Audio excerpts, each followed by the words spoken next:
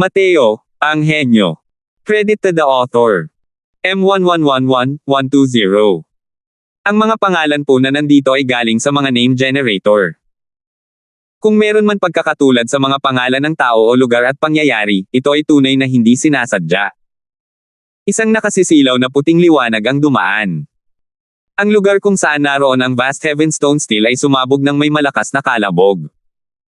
Kahit gaano kalakas ang tatlong hari, sila ay talagang pinalipad ng lakas ng pagsabog na ito. Nang makita ng malubhang na sugatan na si Mateo ang eksenang ito, napanganga siya at nanlalambot din ang kanyang mga panga. Nakakatakot ang pagsabog na iyon ngayon lang. Hindi talaga maisip ni Mateo kung anong klaseng pag-iral ang kayang maglabas ng ganoong galaw. Kailangang malaman ng isa na ang tatlong dakilang hari ay umiiral na sa tuktok ng banal na kaharian. Sino pa ba ang mas malakas pa sa kanilang tatlo? Hindi napigilan ni Mateo ang mabahala, ang kanyang tingin ay biglang lumingon sa kailaliman ng ika-6 na antas. Sino pa ba sa Divine Realm ang makakatalo sa tatlong dakilang hari ng walang kahirap-hirap? Tanging ang mahiwagang pag-iral na iyon ang naroon sa ika-7 antas ng Blue Drain Wilderness. Isang di nahihipo at di mahawak ang banal na pakiramdam ang biglang bumaba. Ang pakiramdam na ibinigay ng di nahipo na ito kay Mateo ay parang isang malawak na karagatan, hindi maarak.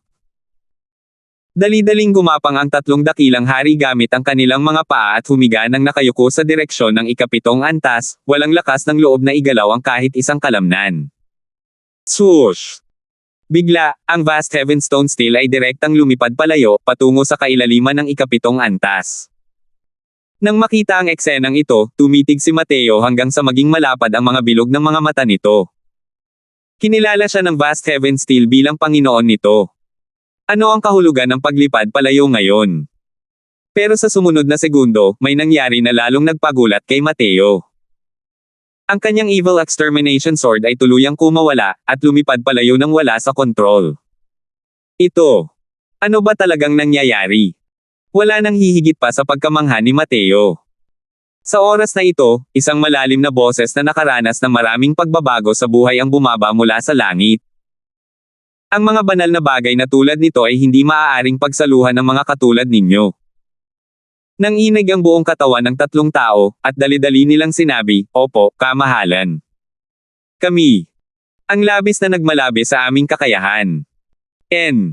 Dalhin mo siya rito para makita ko." Muling narinig ang misteryosong boses na iyon. Nabahala si Mateo nang marinig iyon. Malinaw na siya ang tinutukoy ng siya na ito. Pero mas lalong naging mausisa si Mateo. Labis siyang nagtataka kung ang ika-7 antas na ito ay talagang isang makapangyarihan nilalang sa Deity Realm.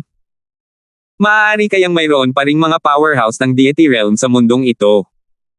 Hindi makagalaw si Mateo sa oras na ito. Maaari lamang niyang hayaan ang tatlong dakilang hari na dalhin siya palayo ayon sa kanilang kagustuhan.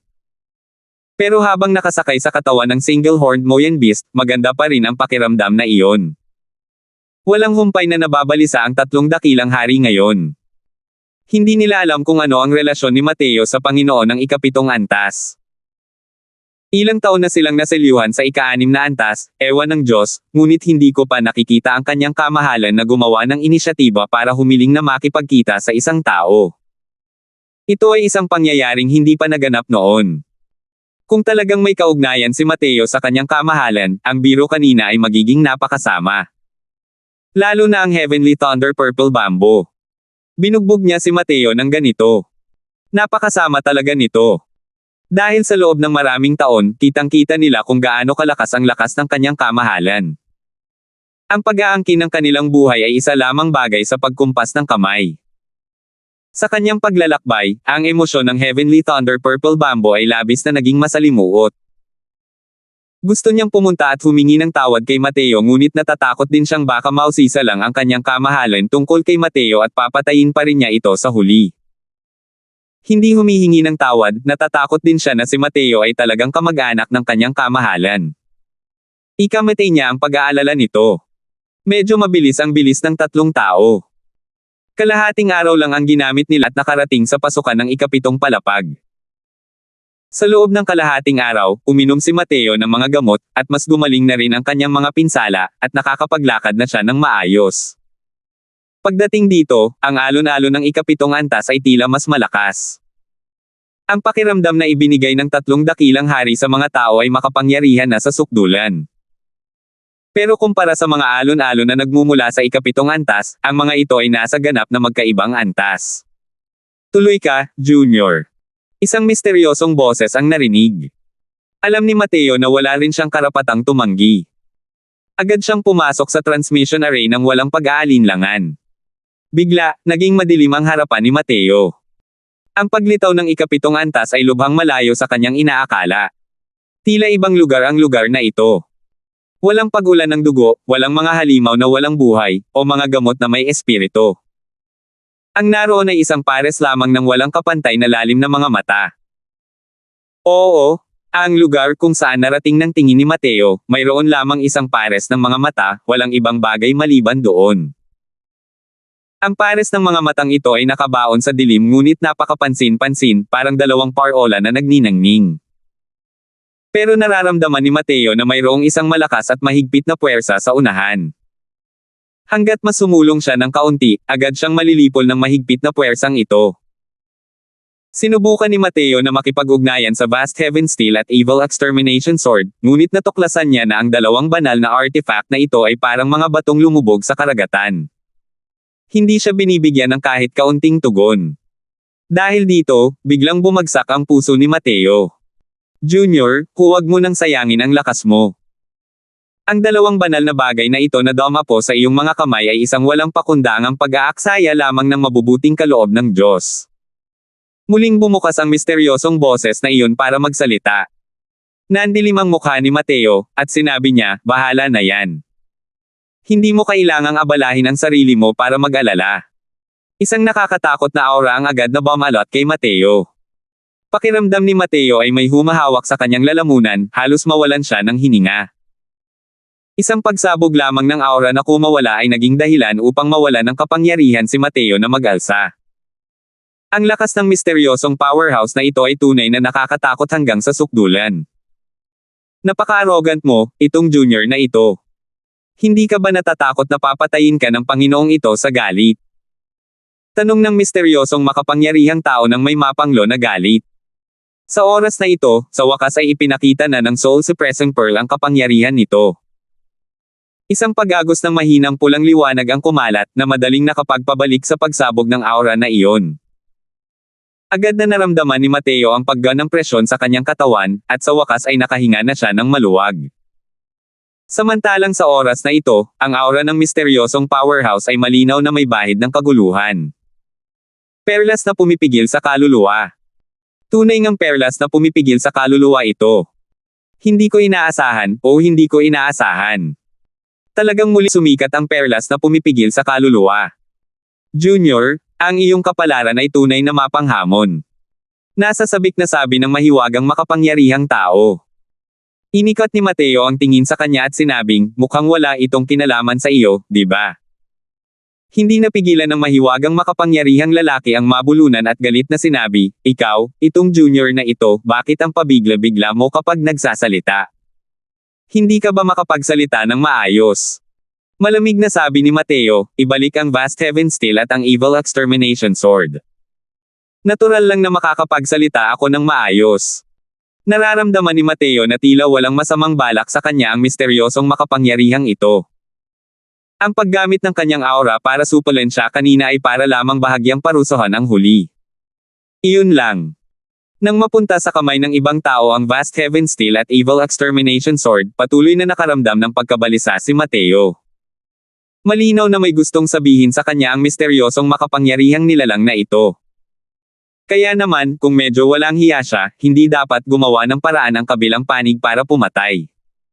Kung gusto niya talagang pumatay, matagal na rin sana siyang pumatay. Kung tama ang mga haka-haka ni Mateo, ang misteryosong makapangyarihang ito ay dapat may kasaysayan sa Vast Heaven Steel at Evil Extermination Sword. Kung hindi, hindi niya ito maaagaw ng ganoon kadali mula sa kanyang mga kamay. Napakaliit mo, itong Junior na ito. Matagal nang hindi nakikipagkita ang Panginoong ito sa mga matandang kaibigan at medyo nabalisa sandali, iyon lang. Makakaasa ka, dahil nakuha mo ang Vast Heaven Steel, ipinapakita nito na ikaw ang mandato ng anak ng langit ng henerasyong ito. Hindi aagawin ng Panginoong ito ang iyong banal na artifact. Kung sa iyo ang Vast Heaven Steel, sa iyo na ito. Walang makakaagaw nito. Sabi ng misteryosong makapangyarihang tao. Pagkatapos mag-usap, dalawang daloy ng umaagos na liwanag ang sumilay mula sa kadiliman at nakalutang sa harap ni Mateo. Ang mga iyon ay ang Vast Heaven Steel at Evil Extermination Sword. Gayunpaman, hindi naman sa minamaliit ka ng Panginoong ito. Ngunit ang paraan mo ng paggamit ng Vast Heaven Steel, isa itong tunay na maningning na perlas na natatakpan ng buhangin sa iyong mga kamay. Biglang sinabi ng mahiwagang makapangyarihang tao ang kanyang mga salita. 11:12. Dumating ang Vast Heaven Steel at Evil Extermination Sword sa harap ni Mateo. Ang pakiramdam ng dugo na mas makapal pa sa tubig ay agad na bumalik sa dati. Sa pagkakataong ito lamang tuluyang napanatag ang loob ni Mateo. Pero naging interesado rin si Mateo sa mga sinabi ng misteryosong makapangyarihang nilalang.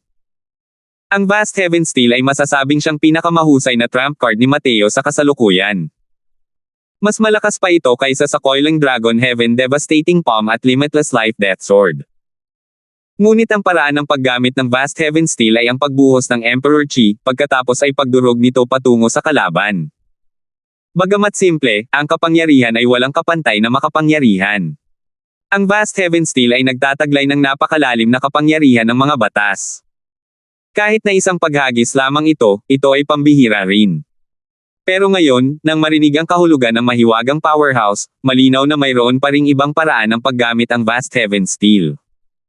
Bukod pa rito, ang kapangyarihan ay malinaw na mas malakas kaysa sa pagbagsak patungo sa kalaban. Nakikiusap ako sa senior na magpakumbaba ka at magturo. Pinagsalikop ni Mateo ang kanyang mga kamay at sinabing, sa wakas ay makapag-usap na rin tayo ng maayos. Dahil ikaw ang anak ng langit na inutusan ng henerasyong ito, alam mo ba ang pinagmulan ng Vast Heaven Steel na ito? Tanong ng misteryosong makapangyarihang nilalang. Umiling si Mateo ng walang ekspresyon at sinabing, hindi ko alam. Ang alam lang niya ay si Lian Fang ang dating may-ari ng Vast Heaven Steel na ito.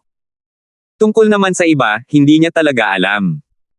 Mahigit 100,000 taon na ang nakalilipas, ang langit at lupa ay nagkaroon ng isang kapwa-pahamak na pagbabago, na bumuo ng isang pagkawalang tuloy sa mga pamana. Maraming bagay ang nalubog sa mahabang ilog ng kasaysayan kasama ang banal na Dao. Pero napakalinaw, ang kasaysayan ng Vast Heaven Steel na ito ay tiyak na mas matagal kaysa sa 100,000 taon. Narinig mo na ba ang unang pangalan ng Heaven One Sect? Tanong muli ng misteryosong makapangyarihang tao. Napailing pa rin si Mateo ng walang ekspresyon.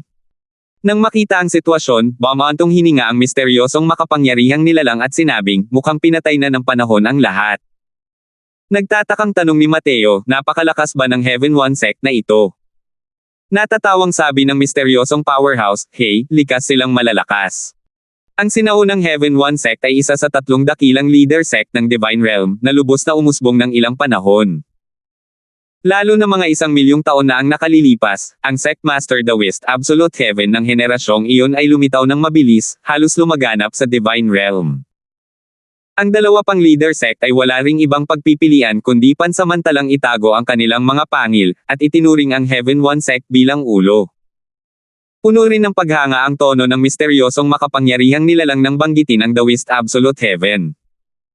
Gayunpaman, para sa Absolute Heaven, medyo pamilyar sa pandinig ni Mateo ang pangalang ito. Naisip niya ito at sa wakas ay naalala niya na minsan na niya itong narinig mula kay Jialan. Tila ang nagbuklod kay Jialan ay ang Taoist Absolute Heaven mismo. Kung titingnan sa ganitong paraan, ang Taoist Absolute Heaven na ito ay malamang na isang tunay na nakakatakot na pag-iral. Bukod pa rito, alam ni Mateo na si Jialan ay isa lamang maliit na isda. Ang tunay na makapangyarihan ay ang banal na inang Diablo na bulaklak. Ang Holy Mother Devil Flower ay tinatakan din ng Taoist Absolute Heaven. Makikita mula rito na ang taong ito ay talagang makapangyarihan hanggang sa sukdulan. Siguro, ang Taoist Absolute Heaven ang mandato ng anak ng langit ng henerasyong iyon, tama ba? Biglang naging malinaw ang isip ni Mateo. Tama. 1,000,000 taon na ang nakalilipas, biglang lumitaw ang lahi ng mga demonyo. Sa ilalim ng pamumuno ng dalawang dakilang Diyos ng mga demonyo sa langit, ang banal na inang bulaklak na Diablo at si Kanoo, mabilis nilang nilusob ang buong banal na kaharian. Pinamunuan ng Absolute Heaven ang banal na kaharian at pinangunahan ang Heaven One sect at iba't ibang dakilang sekta upang pilit na labanan ang lahi ng mga demonyo, at sa wakas ay naselyuhan silang lahat. Pagkatapos lamang selyuhan si Kanoo, ang Absolute Heaven ay isa ng naghihingalong lampara, at sa wakas ay nilisan niya ang mundong ito. Ang mga salita ng misteryosong makapangyarihang tao ay puno ng kalungkutan at panghihinayang. Bagamat simple lang ang pagkakasabi ng misteryosong makapangyarihang nilalang, alam ni Mateo na ang pinakamahalagang labanan 1,000,000 taon na ang nakalilipas ay tiyak na walang kapantay na trahedya.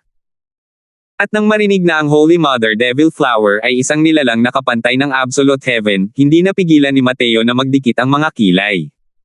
Hindi ito magandang balita. Hindi rin inisip ni Mateo na ang naselyuhan sa loob ng Immemorial Medicine Garden ay isa pala sa dalawang dakilang halimaw, ang Holy Mother Devil Flower.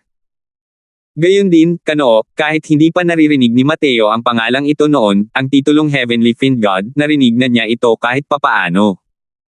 Sa malaking laban ng iyon 50,000 taon na ang nakalilipas, ang kalaban ni Lian Fang ay isa palang nagpapakilalang Heavenly Fiend God.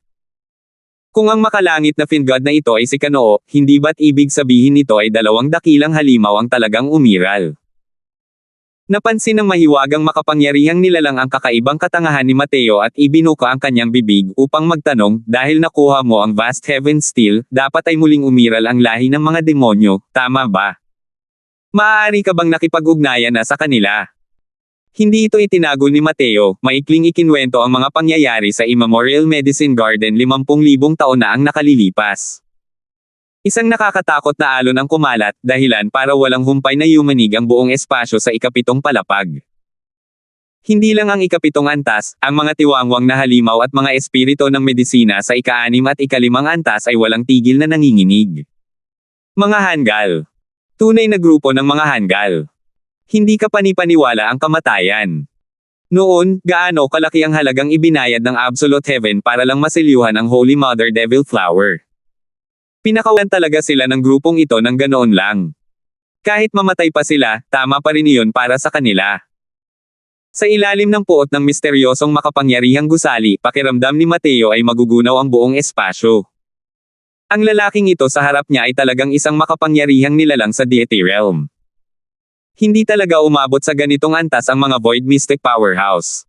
Senior, gaano ba kalakas ang Holy Mother Devil Flower na ito at si Kanoo? Tanong ni Mateo na may kuryosidad. Sumulyap ang pares ng mga matang iyon kay Mateo at seryosong sinabi, napakalakas. Sa iyong cultivation realm, hindi mo talaga ito maisip. Noon, naabot na ng Absolute Heaven ang tugatog ng Origin Deity Realm. Ngunit hindi pa rin niya kayang patayin ang Holy Mother Devil Flower at si Kanoo. Kung hindi dahil sa kanya na may-ari ng Vast Heaven Steel, ang ganitong uri ng kahangahangang dayuhang kayamanan, wala sanang paraan para talunin sila. Sa wakas, ginamit niya ang kanyang pisikal at mental na pagsisikap at tinataka na lang din ang mga ito. Ngunit hindi ko inaasahan na 1,000,000 taon ang lumipas, pinalaya sila ng isang grupo ng mga hanggal. Tunay na katawa-tawa. Nang marinig ang mga salitang ito, nagliwanag ang mga mata ni Mateo. Ito ang unang pagkakataon na nakarinig siya ng paglalarawan ng deity realm. Matagal na niyang alam na sa mga Diyos ay mayroon ding pagkakaiba ng kahijitin at kababaan. At ang origin deity realm na ito ay dapat na maging isang tugatog ng pag-iral sa mga deity realm. 1,000,000 taon na ang nakalilipas, ang Absolute Heaven ay dapat na isang figure na nakatayo sa pinakatuktok ng buong divine realm. Kung gayon, ang kanyang cultivation realm ay natural na siyang pinakamataas na realm. Tiningnan ni Mateo ang pares ng mga matang iyon ng may matalim na tingin. Ngayon lang niya naramdaman ang ganito kalapit sa deity realm. Senior, ang origin deity realm na sinabi mo, anong klaseng realm iyon? Mahusay na iginuhit ni Mateo. Tila naramdaman ang sigla ni Mateo, ang misteryosong makapangyarihang iyon ay biglang tumahimik. Pinigilan ni Mateo ang kanyang hininga, matiyagang hinintay ang tugon ng kabilang panig. Pagkatapos ng mahabang katahimikan, biglang bumukas ang bibig ng mahiwagang makapangyarihang nilalang at nagsalita, may malaking pagbabago ba sa langit at lupa ng Divine Realm 100,000 taon na ang nakalilipas. Natigilan si Mateo at agad na tumango at sinabing, tama. Mga 100,000 taon na ang nakalilipas, lahat ng mga powerhouse ng Deity Realm ay naglaho ng magdamag, dala pa ang maraming pamana ng Deity Realm at naglaho kasama nila. Sa kasalukuyan, sa ilalim ng bahaging ito ng langit at lupa, wala ng mga powerhouse ng Deity Realm. Hindi nakakapagtaka. Nako, hindi nakakapagtaka. Bulong ng mahiwagang makapangyarihang nilalang. Nag-aalala si Mateo sa kanyang puso, ngunit nagtanong ng pasalita, "Senyor, ano ba ang nangyari 100,000 taon na ang nakalilipas?" Bumantong hininga ang misteryosong makapangyarihang nilalang at sinabing, "Natatak ako rito, paano ko nalaman ang nangyayari sa labas ng mundo? 100,000 taon na ang nakalilipas, ang katawan ko ay may bahagi ng kapangyarihan ng mga batas na bigla na lang inalis. Simula noon, hindi ko na magamit ang lakas ng Deity Realm." Nang marinig ang mga salita ng misteryosong makapangyarihang nilalang, medyo nadismaya si Mateo. Pero marami rin siyang nakuhang impormasyon mula rito. Isa na rito ay ang powerhouse na ito sa harap ng kanyang mga mata ay isa palang powerhouse ng Deity Realm. Isa pang impormasyon ay tungkol sa kasalukuyang Divine Realm. Kung may mga powerhouse ng Deity Realm na nanatili rito, ang kanilang kapangyarihan ng mga batas ay maaalis din, at ang kanilang cultivation ay babalik sa Divine King Realm. 11:13. Kung ito ang dahilan, bakit ba umalis sa Divine Realm ang mga powerhouse ng Deity Realm na iyon dahil dito? Pero saan kaya sila napunta? Maaari kayang mayroon pang ibang kalawakan sa labas ng banal na kaharian na ito? Hindi mabilang na mga tanong ang umiikot sa isipan ni Mateo, ngunit hindi niya ito maalis sa isip niya. Ang mga tanong na iniwan ng pagkawala ng mga powerhouse ng Deity Realm ay talagang napakarami. Habang mas pinag-iimbestigahan, mas lumalaki ang misteryong natutuklasan. Minsan ko nang narinig na sinasabi ng mga tao noon na sa kasalukuyan, ang heavenly daw ng Divine Realm ay may kakulangan. Senyor, iniisip ko kung mayroon bang anumang paraan na maaaring malutas ang problemang ito. Tanong ni Mateo. Hindi mga Diyos ang mga kaharian ng mga Diyos.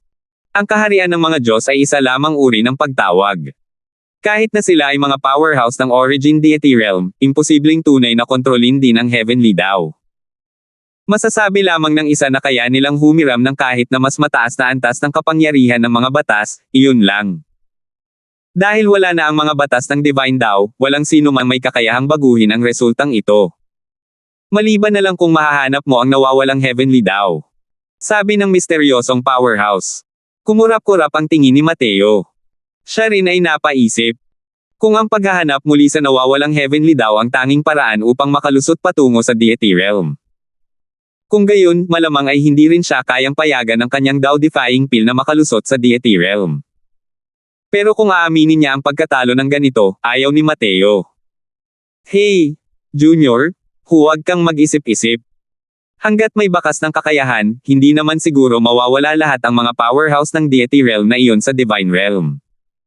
Dahil nawala na sila, ibig sabihin wala na silang magagawa at ang tanging magagawa na lang ay umalis. Natural na nahalata ng mahiwagang makapangyarihang nilalang ang ayaw ni Mateo. Ngunit paanong si Mateo lang ang hindi kayang tanggapin ito? Ganito rin ang naramdaman ng iba. Isang bagay na kahit ang mga powerhouse ng Deity Realm ay hindi kayang lutisin, paano ito magagawa ng isang maliit na martial artist ng Tao Profound Realm? Hindi pinabulaanan ni Mateo ang mga salita ng misteryosong makapangyarihang nilalang. Pagkatapos ay nagtanong siya, "Senyor, maaari mo ba akong sabihin tungkol sa mga bagay na may kinalaman sa Deity Realm?" Nang makita ang hitsura ni Mateo, alam ng misteryosong makapangyarihang nilalang na hindi siya nawawala ng pag-asa.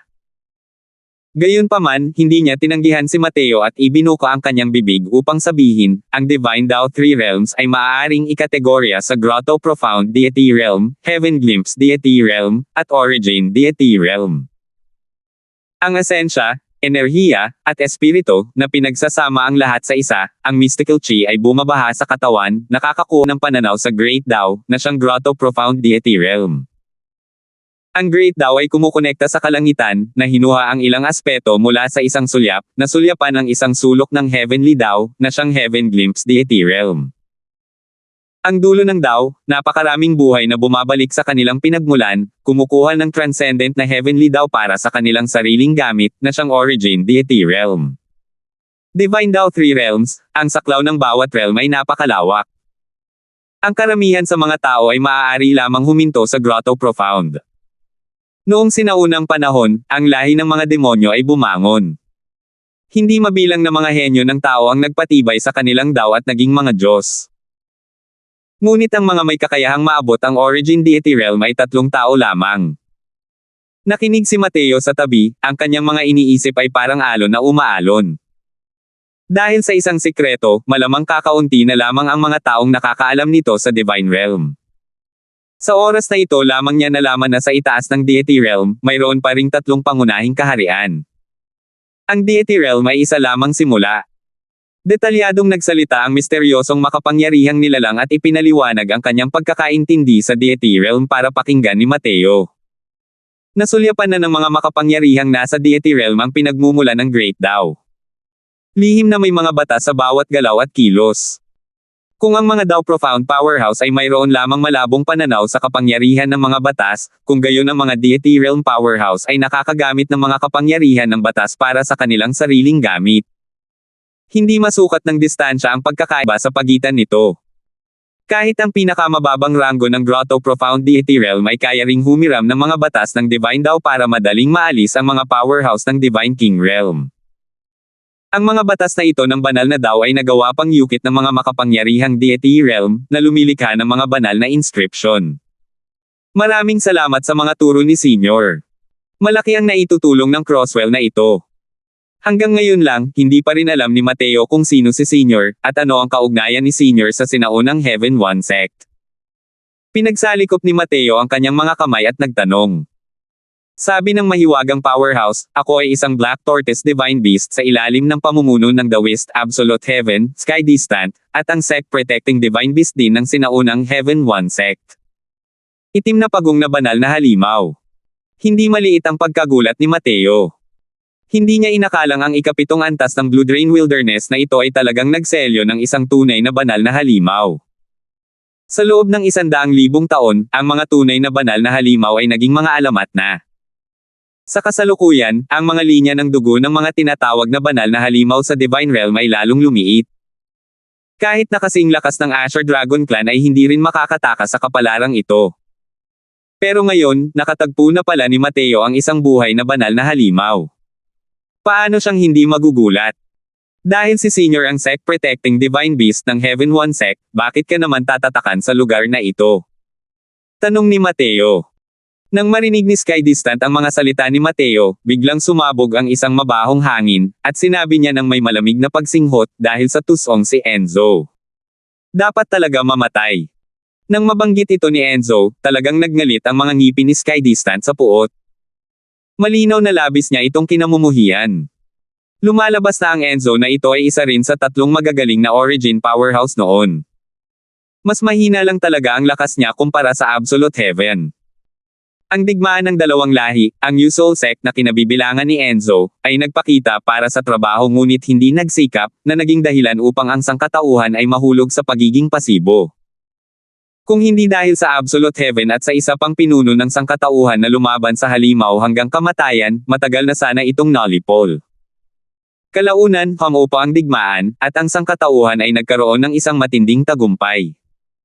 Si Absolute Heaven at ang isa pang pinuno ng sangkatauhan ay sunod-sunod na pumanaw. Ang Enzo na ito ang naging numero 1 tao sa mundo. Kaya naman, pinangunahan ni Enzo ang mga disipulo ng sekta at sama-samang sumugod patungo sa Heaven One Sect. Ang Blue Drain Wilderness na ito ay orihinal na hardin ng medisina ng Heaven One Sect ngunit direktang konektado sa Usoul Sect ni Enzo na may dakilang kakayahan sa mahika. Si Enzo, noong panahong iyon, ay tunay na walang kapantay na makapangyarihan. Hinati niya ang espasyo kung saan naroon ang Blue Drain Wilderness sa 7 patong at tinatakan niya ito ng patong-patong. Pagkatapos ay pinigilan niya ang Sky Distant sa pinakailalim na bahagi. Ang Heaven One Sect noong panahong iyon ay mayroon pa ring ilang mga powerhouse ng Deity Realm. Ngunit kumpara kay Enzo, sila ay masyadong kulang.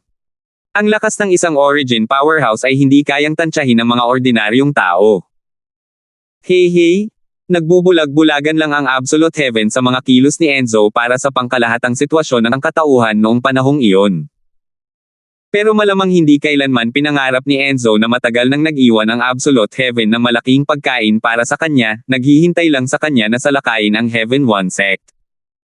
Hanggang dito na lang, walang kapantay ang tuwa ng Sky Distant. Alam niyang malubhang nasugatan si Enzo dahil sa planong pang-emerhensya na iniwan ng Absolute Heaven. Di nagtagal, namatay din siya. Nang marinig niya ang mga kwentong ito noon pa man, pakiramdam niya ay nag-ulo rin ang kanyang isipan. Walang humpay niyang hinangaan ang mga kilos ng Absolute Heaven. Ganoon ang mga tao noon. Karaniwan kapag magkasama sila, nagsasagawa sila ng maliliit na intriga at sinusubukang talunin ang isa't isa. Ngunit sa tuwing may krisis, palaging may mga mabubuting taong lumalapit. Ganoon ang Absolute Heaven, at ganoon din si Lian Fang. Pero ang ikinagulat ni Mateo ay ang kasalukuyang banal na lungsod ay ang inapo pala ng New Soul Sect 1,000,000 taon na ang nakalilipas. Tunay ngang nagmula sa iisang lahi. Kahit ang maruming ugali ay naipasa ng perpekto. Malamig na ngumisi si Mateo sa kanyang puso. Tama, sinabi ni Senior dati na ang Vast Heaven Steel at Evil Extermination Sword ay may ibang paraan ng paggamit. Iniisip ko kung maaari mo bang ibigay sa akin ang pamamaraan? Tanong ni Mateo. Kasalukuyan siyang naghahangad ng lakas at umaasang maging mas malakas. Hindi alintana kung ito ay para patayin si Carson o supalan ang lahi ng mga demonyo, ang kanyang kasalukuyang lakas ay malayo pa sa sapat. Gaya ng sinabi ni Sky Distant, kung ang dalawang uri ng banal na bagay na ito ay hindi kayang ilabas ang lakas na dapat ay mayroon sila, kung gayon ito ay tunay na isang walang pakundangang pag-aaksaya ng mabubuting biyaya ng Diyos sa kanyang mga kamay. Sabi ni Sky Distant, syempre naman. Gaya ng sabi mo, malamang mas mabigat pa ang pasanin sa katawan mo kumpara sa Absolute Heaven. Sabay na nabuo ang Holy Mother Devil Flower at si Kanoo, kahit na kulang ang Heavenly Dao, nagagamit pa rin nila ang mga batas ng Divine Dao sa ilalim ng Deity Realm. Sa ganitong paraan, mas malaki ang kanilang kalamangan. 0, tila mayroong pagkakaiba sa pagitan ng dakilang Dao at makalangit na Dao. Dahil dyan, ang mga ito ay isusulat ng malaki, dakilang Dao, makalangit na Dao, kasama ang banal na Dao, simula sa kabanatang ito. Kabilang dito ang Sword Dao, Alchemy Dao, at iba pa. Ngunit hindi ang landas ng espada o landas ng espada. Ang Son of Heaven's mandate ay isusulat din ng malaki. 11:14. Ang mga batas ng Divine Dao ay hindi lamang mga batas na ginagamit ng mga powerhouse ng Deity Realm. Masasabing ang mga batas ng Divine Dao ay mga kapangyarihan ng mga batas na tanging ang mga makapangyarihang tao lamang sa Deity Realm ang makakaintindi. Mga Dao Profound Powerhouse, ang kanilang buhay ay hindi pa nakakagawa ng transisyon at ganap na hindi kayang hawakan ang tunay na pinagmumulan ng kapangyarihan. Pero, simula nang lumikha ang mga powerhouse ng Deity Realm ng mga banal na inscription at itala ang kapangyarihan ng mga batas sa anyo ng mga ginintoang karakter, lahat ng ito ay naging posible. Bagamat hindi tunay na nailarawan ng mga banal na inscription ang pinagmulan ng kapangyarihan, gumamit ito ng mababaw na pamamaraan upang ipahayag ang panandalian at panandaliang pinagmulan ng dakilang Dao. At nagbigay ito sa mga Dao Profound Martial Artist ng pagkataong maunawaan ang pinagmulan ng dakilang Dao. Kahit na napakahirap ding intindihin ang mga banal na inscription, kumpara sa tunay na pinagmulan ng dakilang Dao, mas simple pa rin ito. Siyempre, ang mga powerhouse tulad ng Sky Distant at Holy Mother Devil Flower, lahat sila ay orihinal na mga powerhouse ng Deity Realm at naunawaan nila ang pinagmulan ng Great Dao. Natural lang na hindi mahirap gamitin ang mga batas ng Divine Dao. Bukod pa rito, ang kanilang pangunawa sa Heavenly Dao ay tiyak na mas malalim kumpara sa isang Dao Profound Martial Artist tulad ni Mateo. Para mapalipad ng Sky Distant ang tatlong dakilang hari sa isang galaw lamang, ito mismo ay nagpapakita ng maraming bagay. Ang dahilan kung bakit makapangyarihan ang mga banal na artifact ay natural lamang dahil ginagamit ang mga ito kasama ng mga kapangyarihan ng banal na Dao. Ang bawat banal na artifact ay may nakasulat na napakalalim na kapangyarihan ng mga batas. Sa pamamagitan lamang ng pagpapasigla ng kapangyarihan ng mga batas, mailalabas ng isang tao ang pinakadakilang kapangyarihan ng isang banal na artifact, sabi ni Sky Distant. Nang marinig iyon ni Mateo, nakaramdam din siya ng matinding kahihiyan. Sa lahat ng panahon, ang paraan niya ng paggamit ng mga banal na artifact ay parang isang nouveau riche. Bagamat ang pagbubuhos ng banal na asensya ay maaaring magpakawala ng isang bahagi ng kakayahan ng isang banal na asensya, nang walang kaukulang kapangyarihan ng batas upang pakawalan ito, ang kapangyarihan ay limitado pa rin. Hindi namamalayang naalala ni Mateo ang Heaven Imprisoning Spirit Locking Flask ng White Tiger Clan noon. Ang kapangyarihang iyon kumpara noong ginamit niya ito ay isang pagkakaiba lamang ng langit at lupa. Kung iisipin ngayon, dapat ito ang dahilan. Senior, paano nga ba magagamit ang kapangyarihan ng batas sa loob ng Evil Extermination Divine Sword? Tanong ni Mateo. Ang mga banal na artifact ay may espiritu. Hawakan mo ang Evil Extermination Divine Sword. Kapag nakalikha ka ng resonance dito, natural mong maiintindihan, sabi ni Sky Distant. Natigilan si Mateo at napabuntong hininga, ganoon lang kasimple. Simple lang. Hey, kahit kinikilala ka ng Evil Extermination Divine Sword bilang amo nito, gamit ang iyong cultivation realm, mahirap maabot ang antas ng pag-resonate dito. Malamang na mahirap kahit ang pagpasok sa mga rudiment ng walang 10 o 8 taon na pagsisikap, nakangising sabi ni Sky Distant. Ang isa ay isang banal na artifact, habang ang isa naman ay isang mortal. Para sa dalawa na gustong umabot sa puntong mag-resonate, paano naging ganoon kadali iyon? Habang nanunuya si Sky Distant, inabot ni Mateo ang kanyang kamay at hinawakan ang Evil Extermination Divine Sword. Para kay Mateo, ang Evil Extermination Divine Sword ay isa lamang matalas na sandata, na ginagamit upang salakayin at sirain ang mga linya ng kalaban. Simula nang makuha niya ito, hindi kailanman naisip ni Mateo na ang banal na espada ay mayroon pa ring napakaraming sekreto. Hindi rin niya sinubukang suriin ang Evil Extermination Divine Sword. Sa ilalim ng Heaven Unity Heart Realm, ang kalagayan ng isip ni Mateo ay naging walang kapantay na katahimikan. Pero nang makita ni Sky Distant ang eksenang ito, ngumiti siya at sinabing, ang batang ito. Sa tingin ba niya ay napakadaling maunawaan ang mga banal na artifact? Para sa mga martial artist ng Dao Profound Realm, ang pagnanais na maabot ang isang resonance sa mga banal na artifact ay mas mahirap pa kaysa sa pag-akyat sa langit. Hawak ni Mateo ang hawakan ng espada gamit ang isang kamay, habang ang isa naman ay nakasuporta sa katawan ng espada mula sa ibaba, at umupo nang nakakrus ang mga binti, tila walang laman ang katawan. Hindi namamalayan, isang mahiwagang kapangyarihan ng batas ang nagsimulang bumalot kay Mateo. Natatakot na sabi ni Sky Distant, ito. Ito ang batas ng banal na Dao. Naunawaan na ng batang ito ang batas ng banal na Dao. Bukod pa rito, ito pa nga ang napakalalim na batas ng banal na kaluluwa. Talagang hindi ka panipaniwala. Ibinaon ni Mateo ang buong isipan niya sa Evil Extermination Divine Sword, sinusubukang hanapin ang bakas ng resonansya. Ngunit natuklasan niya sa kanyang pagkadismaya na hindi pala talaga ito ganoon kadali. Pakiramdam ni Mateo ay nakarating siya sa isang malawak na kalawakan ng sansinukob ng mag-isa. Mas madaling sabihin kaysa gawin kaysa sa maghanap ng bakas ng resonansya sa loob ng sansinukob na ito. Hindi nakakapagtaka na sinabi ng Sky Distant na kahit ang pagpasok sa pinto ay mahirap ng walang 10 o 8 taon ng pagtatrabaho. Mula sa pananaw ni Mateo, ang paraan ng pagsasabi ni Sky Distant ay malamang na medyo konserbatibo pa rin. Kapag nawala ang sarili sa loob ng sansinukob na ito, maaaring hindi na mahanap ng isang tao ang bakas ng resonansya sa buong buhay niya. Ano ba itong ugong na ito? Paano mo maayak ang ugong ng Evil Extermination Divine Sword? Natuklasan ni Mateo na napakasimple lang pala ng iniisip niya. Naisip niya na dahil ang Evil Extermination Divine Sword ang nagkusa na kilalanin siya bilang master, ang paghahanap ng resonance ay dapat na isang bagay na madaling makamit. Pero ngayon, ibinaon ni Mateo ang kanyang isipan sa katotohanan at natuklasan na hindi niya talaga makuha ang kahit anong bakas ng tugon ng banal na espada. Tila ang pagkilala nito sa kanya bilang Panginoon ay dahil lamang sa siya ang mandate ng anak ng langit.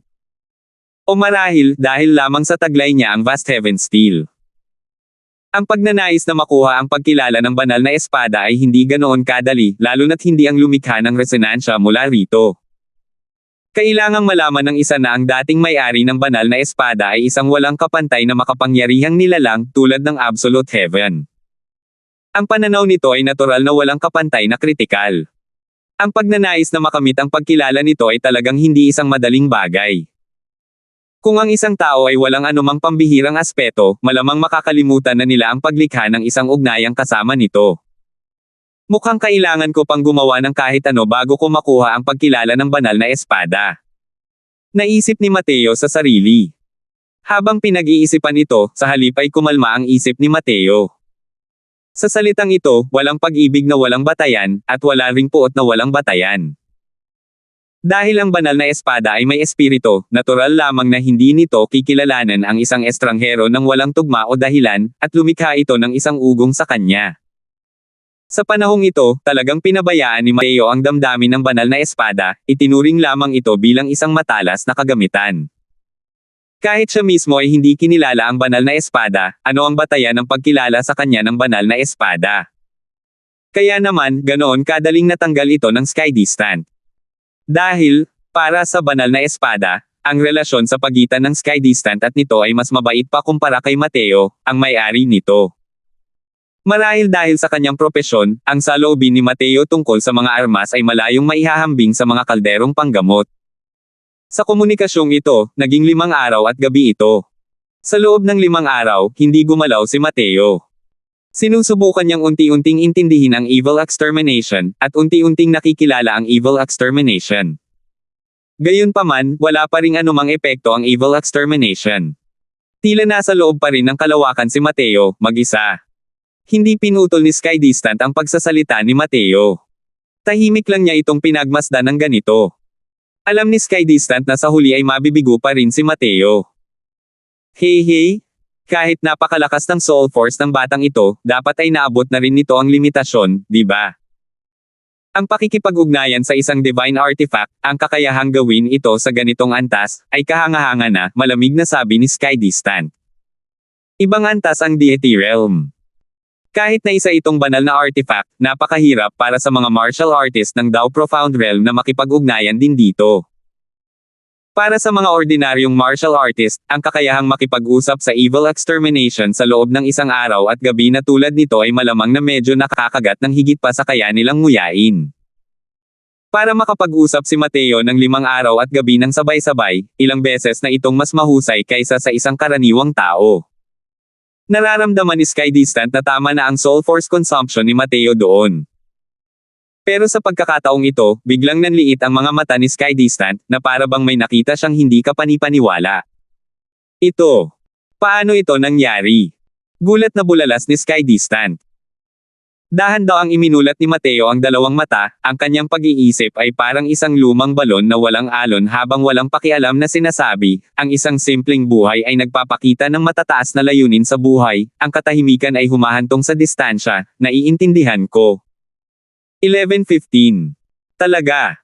Naabot mo na ba ang perpeksyon ng Heart Realm? Labis na nagulat si Sky Distant.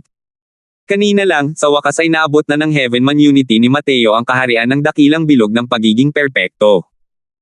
Para sa isang karaniwang martial artist, ang pinakamahirap na hakbang ay ang pag-abot sa Great Circle of Perfection Heart Realm. Pero si Mateo ay nasa 4th level Dao Profound pa lamang, at nagawa niya iyon. Ang pagiging perpekto sa kaharian ng puso ay isang kinakailangang kondisyon para makarating sa kaharian ng mga Diyos. Kung wala ang hakbang na ito, ang pagnanais na makarating sa kaharian ng mga Diyos ay kasing hirap ng pag-akyat sa langit. Napakalinaw ng Sky Distant kaya kahit sa Divine Dao Era, ang mga powerhouse na hinaharangan sa labas ng malaking pinto ng Deity Realm ng Heart Realm ay madaling matagpuan. Gayunpaman, nagawa ito ni Mateo ng ganoon lang. Marahang hinaplos ni Mateo ang Evil Extermination Divine Sword at mahinahong sinabi, habang mas hinahabol, mas marami ang hindi makakamit. Sa pamamagitan lamang ng kawalang bahala sa katanyagan at kayamanan, katahimikan, at isang naliwanagang isipan, makakamit ito kapag handa na ang mga kondisyon. Evil extermination, sa tingin mo ba ay tama ang sinabi ko? Tila sumasagot sa mga salita ni Mateo, ang Evil Extermination Divine Sword ay naglabas ng isang magaan na tunog ng humuhuni ng espada.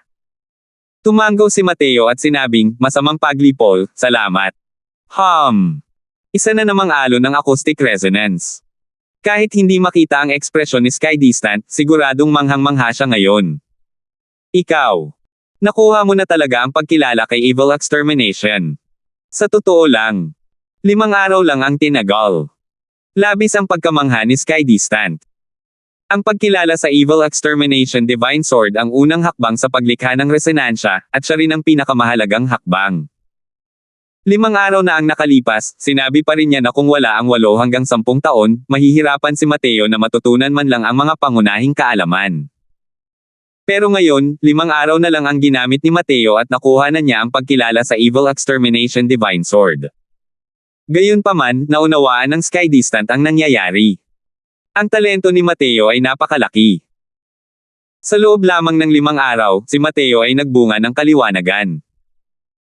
Ang kanyang puso ay nalinang sa antas ng dakilang bilog ng pagiging perpekto. Hindi ito ang makakamit ng isang ordinaryong tao.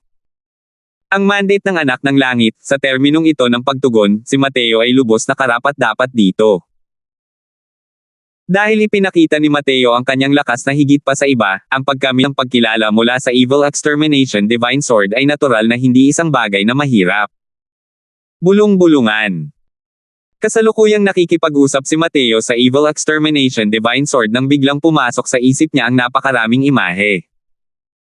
Biglang nanginig ang katawan ni Mateo, pakiramdam niya ay saysabog ang ulo niya.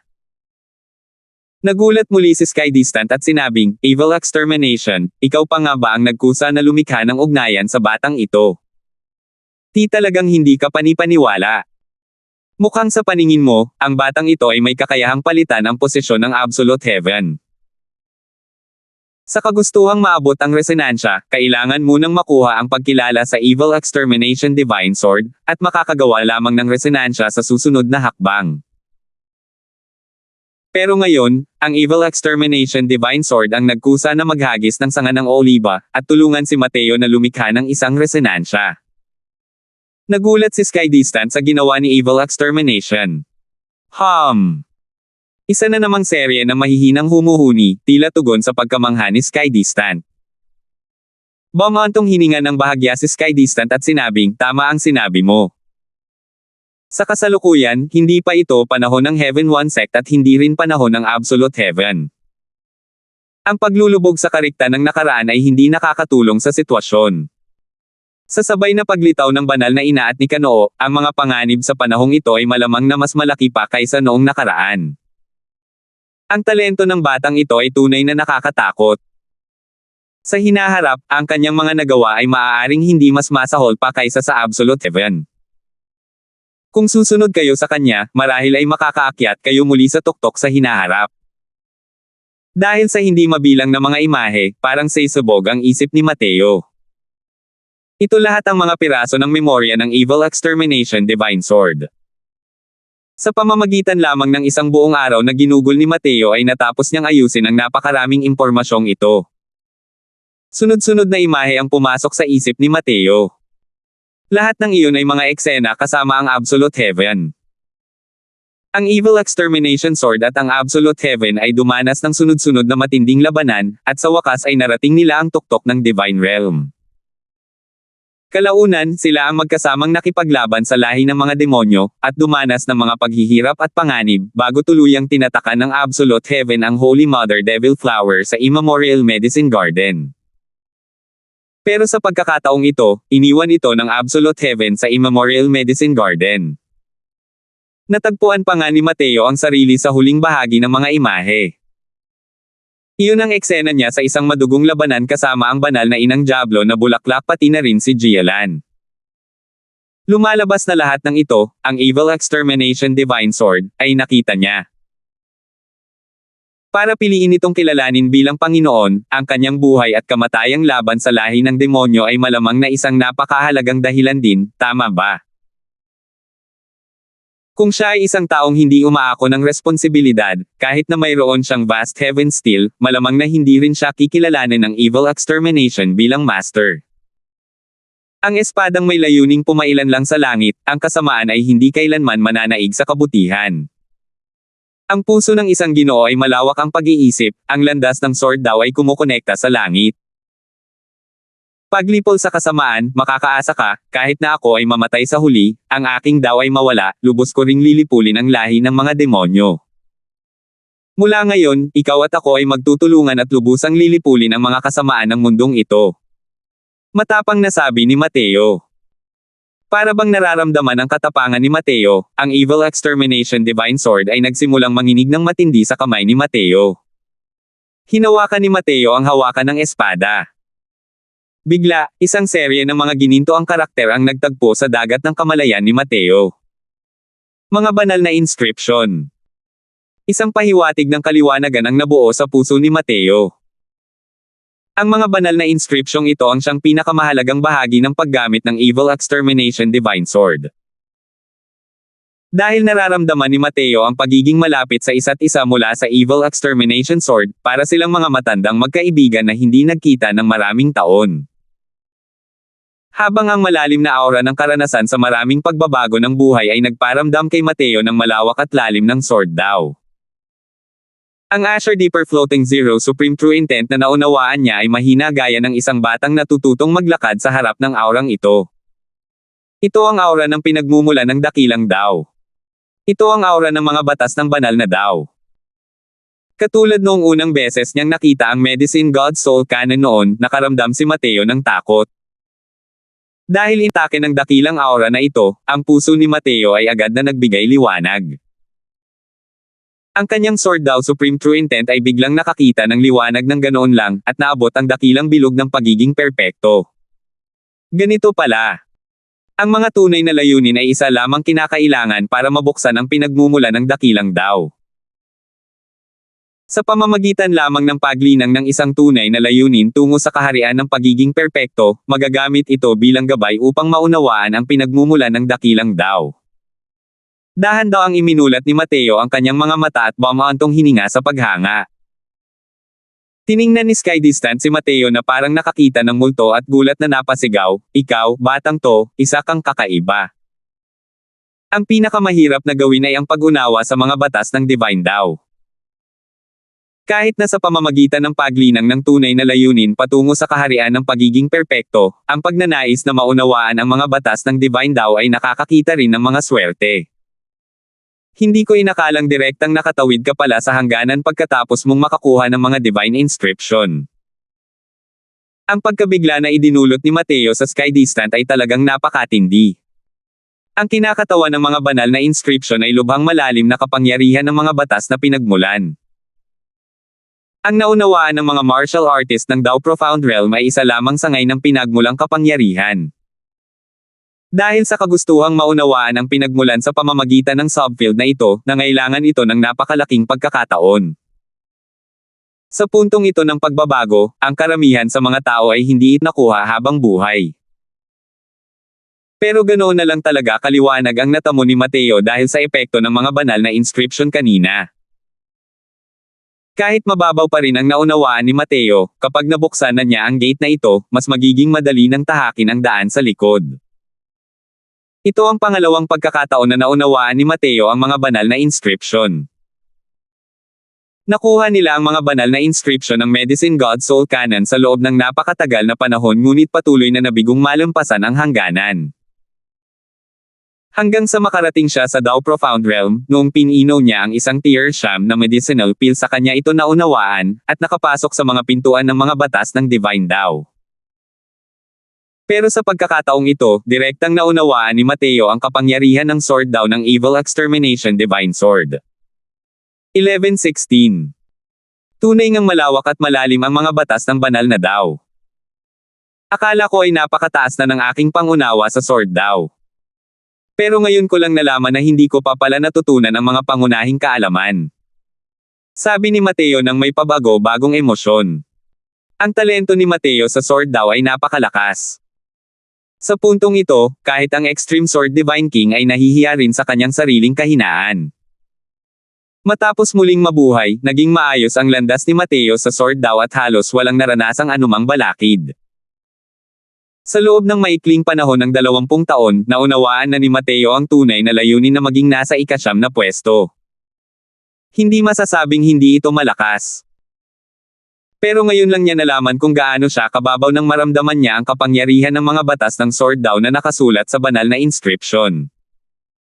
Ang landas ng banal na daw ay ang tunay na dakilang daw.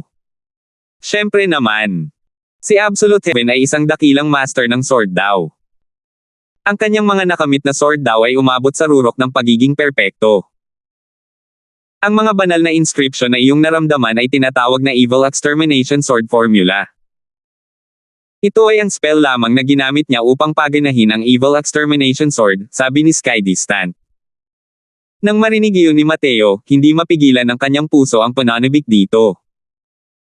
Ang Absolute Heaven ay tunay na isang kahangahangang talento. Kung gayon, iniisip ko kung umiiral pa rin ba sa mundong ito ang mga pag-unawa ng Senior Absolute Heaven Sword daw. Tanong ni Mateo na may kuryosidad. Natawa si Sky Distant nang marinig iyon at sinabing, "Brat, nakaupo ka sa isang bundok ng kayamanan pero hindi mo alam."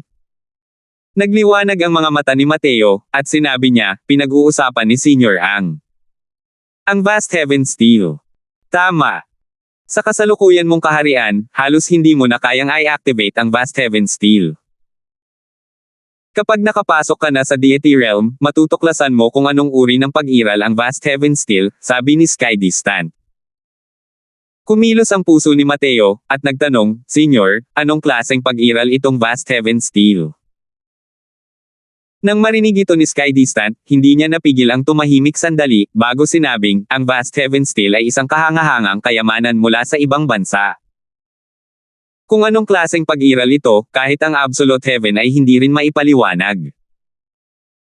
Ngunit ang pag-unawa sa mga batas ng Great Daw sa pamamagitan ng Vast Heaven Steel ay nagbubunga ng dobleng resulta sa kalahati ng pagsisikap.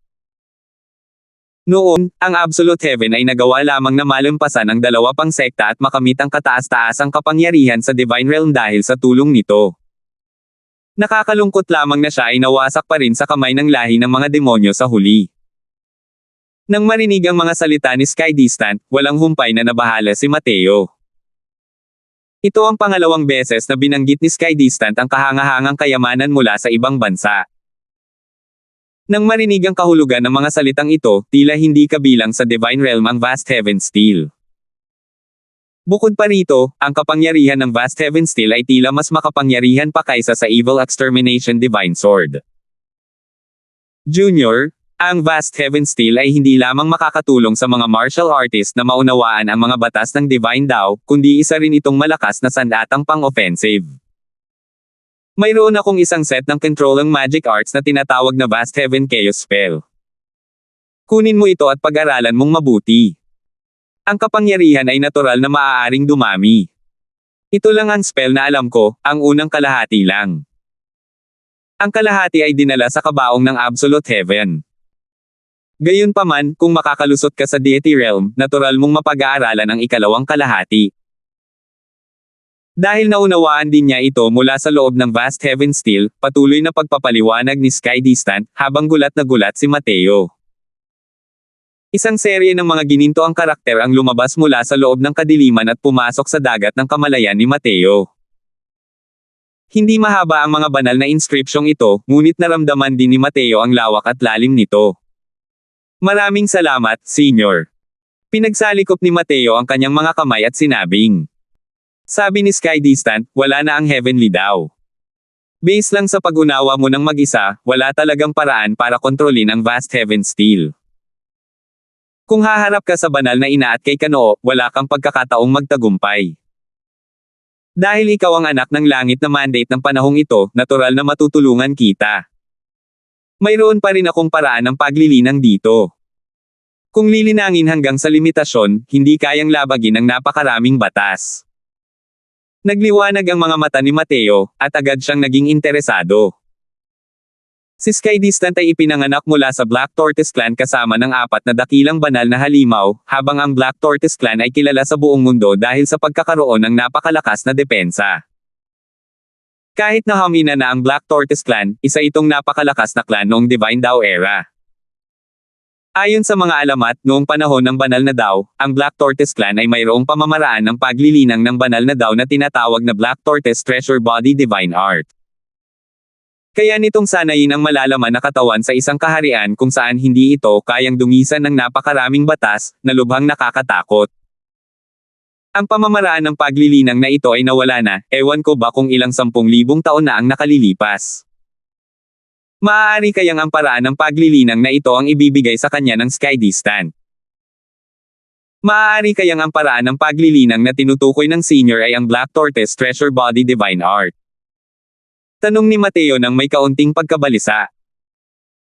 Ang pamamaraang ito ng paglilinang ay isang napakalakas na divine art at ito rin ang unang tunay na martial Dao divine art na nilinang ni Mateo. Kung tungkol naman sa Medicine God Soul Canon, isa lamang itong Alchemy Dao divine art. Hindi gaanong kalaki ang naitulong nito sa martial Dao. Bagamat ang Spirit Bristle 9 niyang divine art ay unang kalahati pa lamang, at wala itong bahagi ng mga banal na inscription. Bagamat malakas, ang potensyal nito ay limitado lamang. Kahit maganda ang relasyon ng lalaking iyon kay Spirit Bristle, napakahalaga pa rin ng mga banal na inscription. Maaaring hindi niya ito ibigay. Kung ang Black Tortoise Treasure Body Divine Art ang dahilan, talagang nakapulot ng kayamanan si Mateo. Sabi ni Sky Distant, tama. Ito nga ang Black Tortoise Treasure Body Divine Art. Ang pamamaraang ito ng cultivation ay nilikha ng Ancestor Black Tortoise, ang lakas nito ay walang hanggan. Sa pag-cultivate hanggang sa limitasyon, magagamit ng isang tao ang kapangyarihan ng malalaman na katawan upang durugan ang kalawakan ng may puwersa. Noon, kahit na makapangyarihan si Enzo, hindi niya kayang labagin ang mga depensa ng Panginoong ito. Kaya niya pipigilan ang Panginoong ito rito. Sayang at hindi nalagpasan ng Panginoong ito ang ikapitong antas ng Black Tortoise Treasure Body Divine Art noon. Kung hindi, paano makakarating kay Enzo, ang punk na iyon, upang sirain ang Heaven One sect? Nanliit ang mga mata ni Mateo dahil sa mga sinabi ni Sky Distant. Ang ikapitong antas ay nakapag-cultivate lamang hanggang sa hangganan ng ikapitong antas ng Black Tortoise Treasure Body Divine Art, at ang isang Origin Deity Realm Powerhouse ay hindi talaga kayang basagin ang kanyang mga depensa. Ang ganyang kakayahang magdepensa ay maituturing na masama. Kasama ng pag-unawa sa Deity Realm, alam na ni Mateo ang takot sa Origin Deity Realms. Pagkatapos ng Absolute Heaven, masasabing si Enzo ang numero unong tao ng banal na Dao. Kahit na ganoon, hindi rin niya kayang lagpasan ang depensa ng Sky Distant. Ang husay ng pamamaraang ito ng paglilinang ay makikita sa isang sulyap. Swoosh! Isang agos ng liwanag ang lumabas mula sa kadiliman. Inabot ni Mateo ang kanyang kamay at hinawakan ang agos ng liwanag na iyon. Nang itinoon niya ang kanyang pansin sa pagtingin, natuklasan niyang isa itong maliit na kabibe ng pagong. Ang maliit na balat ng pagong na ito ay lumitaw na may kulay maitim na berde. Isang alon na nagpapabilis ng tibok ng puso ng mga tao, na nagmumula rito, napakalalim. Ibibigay ko muna sa iyo ang paraan ng paglilinang ng human path ng Black Tortoise Treasure Body Divine Art. Mayroon kang sinaunang buto ng dragon sa iyong katawan, at ang iyong malalaman na katawan ay napakalakas na. Ang paglilinang ng Black Tortoise Treasure Body Divine Art na ito ay magbubunga ng dobleng resulta sa kalahati ng pagsisikap. Kapag nilinang mo ang paraan ng paglilinang ng human path hanggang sa dakilang bilog ng pagiging perpekto, maaari mong pag-aralan ang Mystic Art Holy Tortoise Shell. Ang Black Tortoise Treasure Body Divine Art ay nasa Mystic Art Holy Tortoise Shell na ito. Sabi ni Sky Distant. Pagkatapos mag-usap, isang set ng cultivation method ang naitatak sa isipan ni Mateo. Ito ay ang human path section ng Black Tortoise Treasure Body Divine Art. Mabilis na binasa ni Mateo ang seksyong human path na ito ng Black Tortoise Treasure Body Divine Art, at natuklasan niya na mas malalim pala ito kaysa sa Spirit Bristle 9 niyang Divine Art. Tila ang grado ng pamamaraang ito ng cultivation ay malamang na mas mataas pa sa Spirit Bristle 9 niyang Divine Art. Ang mga ninuno ng apat na dakilang banal na halimaw na ito ay tunay na walang kapantay na kakilakilabot na mga tauhan. Ang mga pamamaraan ng paglilinang na ipinamana, kahit ang kanilang mga inapo ay hindi kayang linangin ang mga ito hanggang sa pinakamataas na kaharian. Makikita na ang apat na dakilang ninunong tagapagtatag na ito ay mga figurang yumanig sa kalangitan at sa lupa. Ngunit ang pamamaraang ito ng paglilinang ay pangunahing naglilinang sa malalaman na katawan. Hindi ito sumalungat sa Spirit Bristle 9 niyang Divine Art. Naantig ang isip ni Mateo, at itinago niya ang Mystic Art Holy Tortoise Shell. Hinawakan ng mga kamay sa Sky Distant, at sinabi, sa sobrang kabaitan ng senior, makakalimutan ito ni Mateo. May paraan ba para makalabas ang senior? Hey! Ang lakas ng loob mo. Pero, maliban na lang kung kaya mong mag-cultivate hanggang sa Origin Deity Realm, kung hindi, walang paraan para masira ang mga paghihigpit na inilatag ni Enzo, sabi ni Sky Distant. 11:17. Sa ika-4 na palapag, ang pasukan na patungo sa ika-5 palapag. 3 figure ang kasalukuyang nakaupo ng nakakross ang mga binti, kasama ang isang aso. Ang 3 taong ito ay natural na sina Doran at Santi ng Devil Ridge 3 Freaks, pati na rin si Brandon. Mahigit 1 buwan na silang 3 na nagbabantay dito, pero patuloy na hindi sumipot si Mateo. Sa kasalukuyan, si Doran ay labis na nababalisa. Hindi niya mapigilang tumayo at magpalakad-lakad, paminsan-minsan ay tumitingin sa labasan. Malapit na ang kalahating taon. Gusto na ba talagang mamatay ng batang ito sa loob? Malamig na sabi ni Dorian. Sa bawat pagbubukas ng daanan ng Blue Drain Wilderness, kalahating taon lamang ang tinagal. Kapag natapos na ang kalahating taon, automatikong magsasara ang daanan. Magiging aktibo ang mga paghihigpit na siyang mag-aalis sa lahat ng mga tagalabas na hindi kabilang sa Blue Drain Wilderness.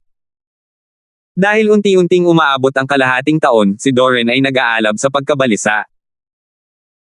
Bagamat lubos niyang inaasam na mamatay si Mateo sa loob mismo ng kanyang sarili, nang hindi makita ang bangkay ni Mateo, hindi pa rin siya mapapanatag sa huli. Pero mas kalmado si Brandon kaysa sa kanya at walang pakialam na sinabi, hindi lalabas si Mateo, dapat ay masaya ka na lang. Nagmamadali mula rito patungo sa unang palapag, kahit na magtiis siya ng pagsisikap na magpatuloy sa paglalakbay, kakailanganin din niya ng mga 10 araw. Hanggat maghihintay tayo hanggang sa huling 10 araw, mahihirapan siyang makatakas kahit na magtubo pa ang mga pakpak niya. Pero hindi talaga natuwa si Dorian. Sa halip, inis niyang tinadyakan ang paa niya at sinabing, dahil hindi ko personal na napatay ang batang yun, hindi talaga ako papayag. Nagngalit din si Santi sa puot at sinabing, pinatay ng batang ito ang pangalawang kapatid. Hindi kasiya siya kung hindi niya personal maipaghiganti ang pangalawang kapatid. Nanlamig ang ekspresyon ni Brandon, at sinabi niya, Humph.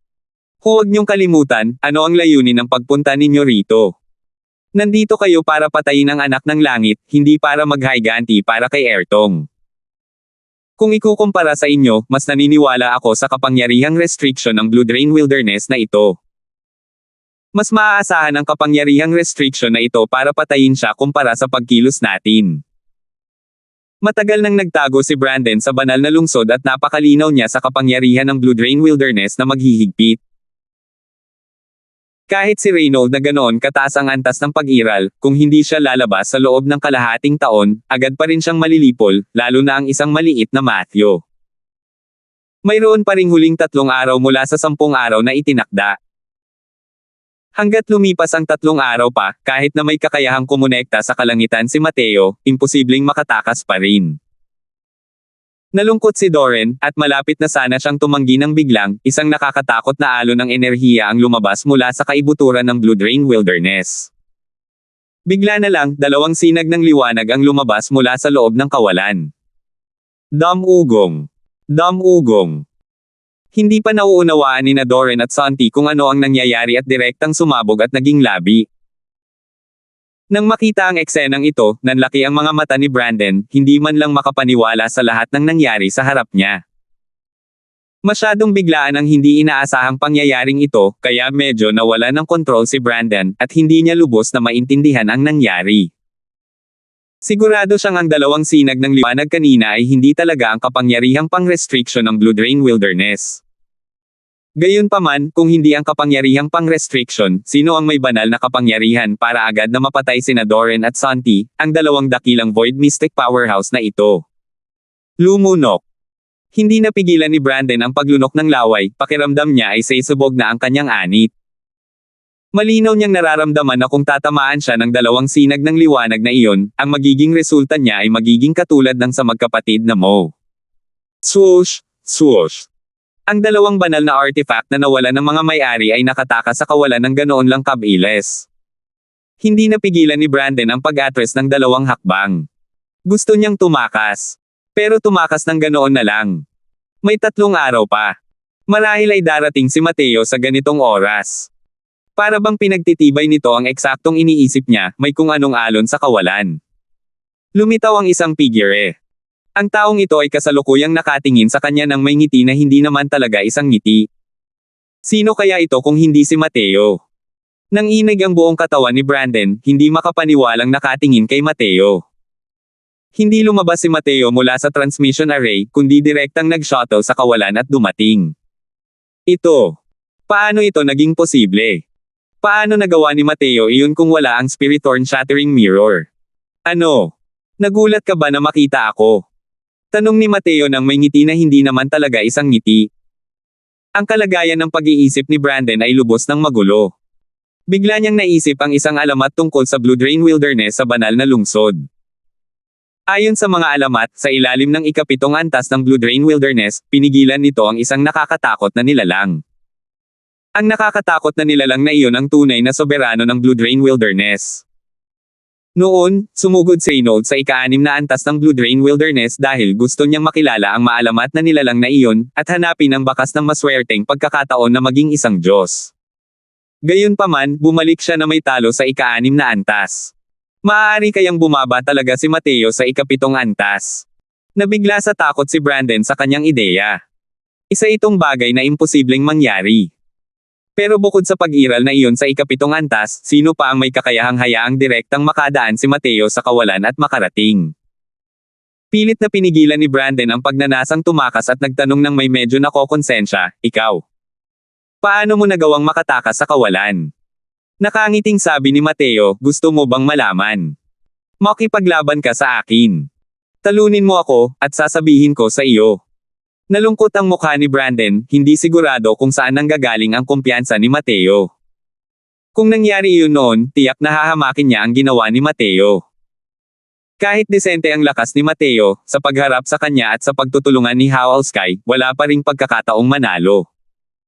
Ngunit nang makita ang kakaibang pagkamatay ni Doran at Santi, pati na rin ang kakaibang hitsura ni Mateo, medyo naging hindi sigurado si Brandon. Kung hindi kita lalabanan. Nang bigkasan niya ang pangungusap na ito, labis na nagalit si Brandon. Pero pakiramdam niya ay may maaasahan si Mateo. Hindi naman sa pakiramdam niya ay napakalakas ng lakas ni Mateo, pero ang dalawang sinag ng liwanag kanina ay nagpatakot sa kanya ng walang humpay. Nang marinig iyon, nagkibit-balikat si Mateo at nakangiting sinabi, subukan mo. Ang paliligtas sa iyo mula sa kamatayan ay para lamang gamitin ka sa pagsubok ng aking espada. Kumabog ng malakas ang puso ni Brandon, iniisip sa sarili na totoo nga. Ang dalawang sinag ng liwanag na iyon ay tiyak na may kakayahang lipulin siya. Gayunpaman, sina Doran at Santi lamang ang kanilang napatay, na nagtataglay ng mga banal na artifact. Ang pag-iwan sa kanya ay tila para lang masubukan ni Mateo ang kanyang espada. Hanggang dito na lang ang iniisip ni Brandon, wala na siyang maisip na swertehin. Hindi peke ang dalawang kakilakilabot na sinag ng liwanag na iyon. Kung gusto niyang makatakas, siguradong one-way ticket lang iyon papuntang impyerno. Pero habang iniisip ang hanggang dito, malamig na tumawa si Brandon at tumingin kay Mateo habang sinasabi, sa tingin mo ba ay kaya mong baligtarin ang kalangitan sa pamamagitan ng paglusot sa isang maliit na kaharian? Base lang sa kasalukuyang lakas mo, maaari kayang gusto mong lumaban ng isa-isa, na harapin kami ni Howlsky, 2 tao, ng sabay. Ang kasalukuyang Mateo ay nakalusot na sa isang minor realm, mula sa 4th level daw profound patungo sa 5th level daw profound. Kahit na naputol ni Mateo ang pakpak ng Howlsky Divine Hound, naroon pa rin ang lakas nito. Ngunit ang bilis nito ay lubhang nabawasan. Kung talagang gusto nitong lumaban sa isang positional warfare, baliwala lang ang impluensya ng bilis. Dahil sa pahiwatig nitong pakikipagtulungan kay Howlsky, hindi ba magiging madali ang pakikitungo sa isang 5th level daw profound martial artist? Gumawa ng pangalan si Brandon sa loob ng 1,000 taon at ngayon lang siya hinamak ng isang taong tulad niya. Hindi kaya nakalimutan na ng batang ito ang karanasan ng pagiging biktima ng panghahalay noon. Sa loob ng mahigit 1 buwan, mayayang pag-unlad pa kaya ang batang ito. Siya, si Brandon, ay tunay na hindi naniniwala sa erehiya na ito. Pero mahinahong binunot ni Mateo ang Evil Extermination Divine Sword at sinabing may magaan na ngiti, tama. Ano ang masama sa pakikipaglaban sa isa laban sa dalawa? 11:18. Ano? Ang galing mo na, kaya mo na akong talunin nang hindi ginagamit ang Divine King Domain. Sa kasalukuyan, kahit na nilabas ni Mateo ang Evil Extermination Divine Sword, hindi niya ginamit ang kanyang Divine King Domain. Nang makita ang eksenang ito, mas lalong nangutya si Brandon. Kung si Mateo lang ang inaasintan nito, may sapat ng katiyakan si Brandon na mapatay niya ito. Pero ngayon, nagkunwari pa si Mateo na misteryoso sa harap niya. Nakakatuwa talaga. Tiningnan siya ni Mateo at malamig na sinabi, patayin ka na, tama na. Nang marinig ito ni Brandon, hindi siya makapaniwala at napatawa ng malakas. Sabi niya, Lawson brat, alam kong may pinagkakatiwalaan ka, pero kung iniisip mong kaya mo akong patayin sa pamamagitan ng paghawak ng isang banal na artifact, ang masasabi ko lang. Mayabang at ignorante. Kalmadong sabi ni Mateo, gamitin mo ang pinakamalakas mong atake. Kung hindi, wala kang pagkakataon. Tumawa ng pangungutya si Brandon at sinabing, tinutokso mo ako, di ba? Sa mga katulad mo lang. Sige, dahil gusto mong tingnan ang pinakamalakas kong atake, hahayaan kitang tingnan. Howl Sky. Habang nagsasalita, si Brandon ay direktang naging isang laking aso. Kaagad pagkatapos, tuluyang bumukas ang kanyang sakop na banal na hari. Gayunpaman, ang naiiba sa nakaraan ay ang Howling Sky Divine Hound ay direktang pumasok sa loob ng Divine King Domain ni Brandon at humiga ng patihaya. Ang eksenang ito ay parang pakikipagsabuatan sa paggawa ng kasamaan isa. Sa isang iglap, ang sakop ng Divine King ni Brandon ay biglang tumaas ng halos 1,000 talampakan. Ang Divine King Domain ng isang tao at isang aso ay talagang kayang magpatong-patong. Dahil sa patong-patong na ito, ang sakop ng banal na hari ni Brandon ay lumawak sa 2,500 talampakan ng sabay-sabay. Ang kapangyarihan nito ay lubos na tumaas. Para sa mga Void Mystic Powerhouse, ang Divine King Domain na tumataas ng 1,000 talampakan sa isang suntok, masasabing ang lakas nito ay tataas ng napakabilis. Lawson brat, kumanda ka ng mamatay. Fierce Wind Absolute Domain. Mabangis ang ekspresyon ni Brandon, tila nagkatawang tao na parang dagat ng hangin sa pagitan ng langit at lupa. Ang hindi mabilang na mga talam ng hangin ay parang maliliit na talam, halos hinihiwa ang espasyo sa hindi mabilang na mga piraso. Ang lakas ng isang Void Mystic Powerhouse ay naipakita ng buo sa sandaling ito. Si Mateo naman ay nakatayo habang hawak ang kanyang espada. Dahan-dahan niyang ipinikit ang kanyang mga mata na parang hindi pinapansin ang makapangyarihang si Brandon. Sa isang iglap, binalot ng Fierce Wind Absolute Domain ni Brandon si Mateo sa loob. Nang makita si Mateo na pumasok sa kanyang Divine King Domain nang walang kahit kaunting pagtutol, isang bahid ng pangungutya ang sumilay sa sulok ng bibig ni Brandon. Matagal nang natikman ni Brandon ang espada ni Mateo para sa Evil Extermination. Bagamat nakapagpapalakas ito sa Divine King Domain ni Mateo, ang paggamit nito para harapin siya ay masyadong malambot pa rin. Lalo na't nakapatong pa rin siya at ang Divine King Domain ni Howl Sky ngayon. Ang pagiging isa ng kanilang isipan ay hindi lang basta-basta isa plus isa katumbas ng dalawa. Walang dadang ang mga kilos ni Mateo ay parang pagnanasa ng kamatayan.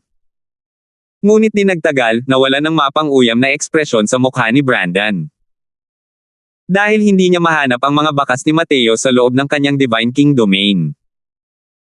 Hindi talaga ginamit ni Mateo ang Divine King Domain para makipaglaban sa kanya. Hinahanap mo ba ako? Dahan-dahang narinig ang boses ni Mateo sa likuran ni Brandon, ngunit ikinakiliti nito ang kanyang anit.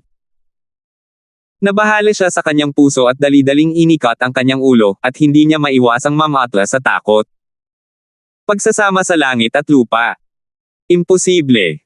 Kahit na magsama ka pa sa langit at lupa, imposibleng hindi kita mahanap. Maaari bang? Maaari bang nakalusot ka na naman? Tumingin si Brandon kay Mateo na parang nakakita ng multo, at may bahid ng hindi makapaniwalang tingin. Napakahirap ng pag-abot sa puso. Pero bakit nakalusot si Mateo sa pagkain at pag-inom? Nakangiting sabi ni Mateo, tama, ang aking Heaven Man Unity ay umabot na sa kaharian ng pagiging perpekto. Bukod pa rito, mayroon akong ilang mga pag-unawa sa sword intent. Ang espadang ito, tinanggap mo ito ng maayos. Evil Extermination Sword Formula, unang antas, sword intent connecting to divinity. Habang nagsasalita, ibinaliktad ni Mateo ang kanyang kamay. Ang Evil Extermination Divine Sword ay biglang nagpakita ng kanyang di magagaling na kapangyarihan. Sa sandaling ito, tila nabuhay ang Evil Extermination Divine Sword, na may kakaibang dating noong ito ay kakaimbento lang sa Immemorial Medicine Garden noon. Malinaw na isang espada, pero para itong isang Diyos na bumababa. Nang makita ang eksenang ito, lubhang nagbago ang ekspresyon ng mukha ni Brandon. Malinaw na hawak pa rin ni Mateo ang Evil Extermination Sword na iyon. Pero bakit tila tinalikuran nito ang dati nitong sarili at sumailalim sa ganap na pagbabago matapos ang ilang araw na hindi nakakita?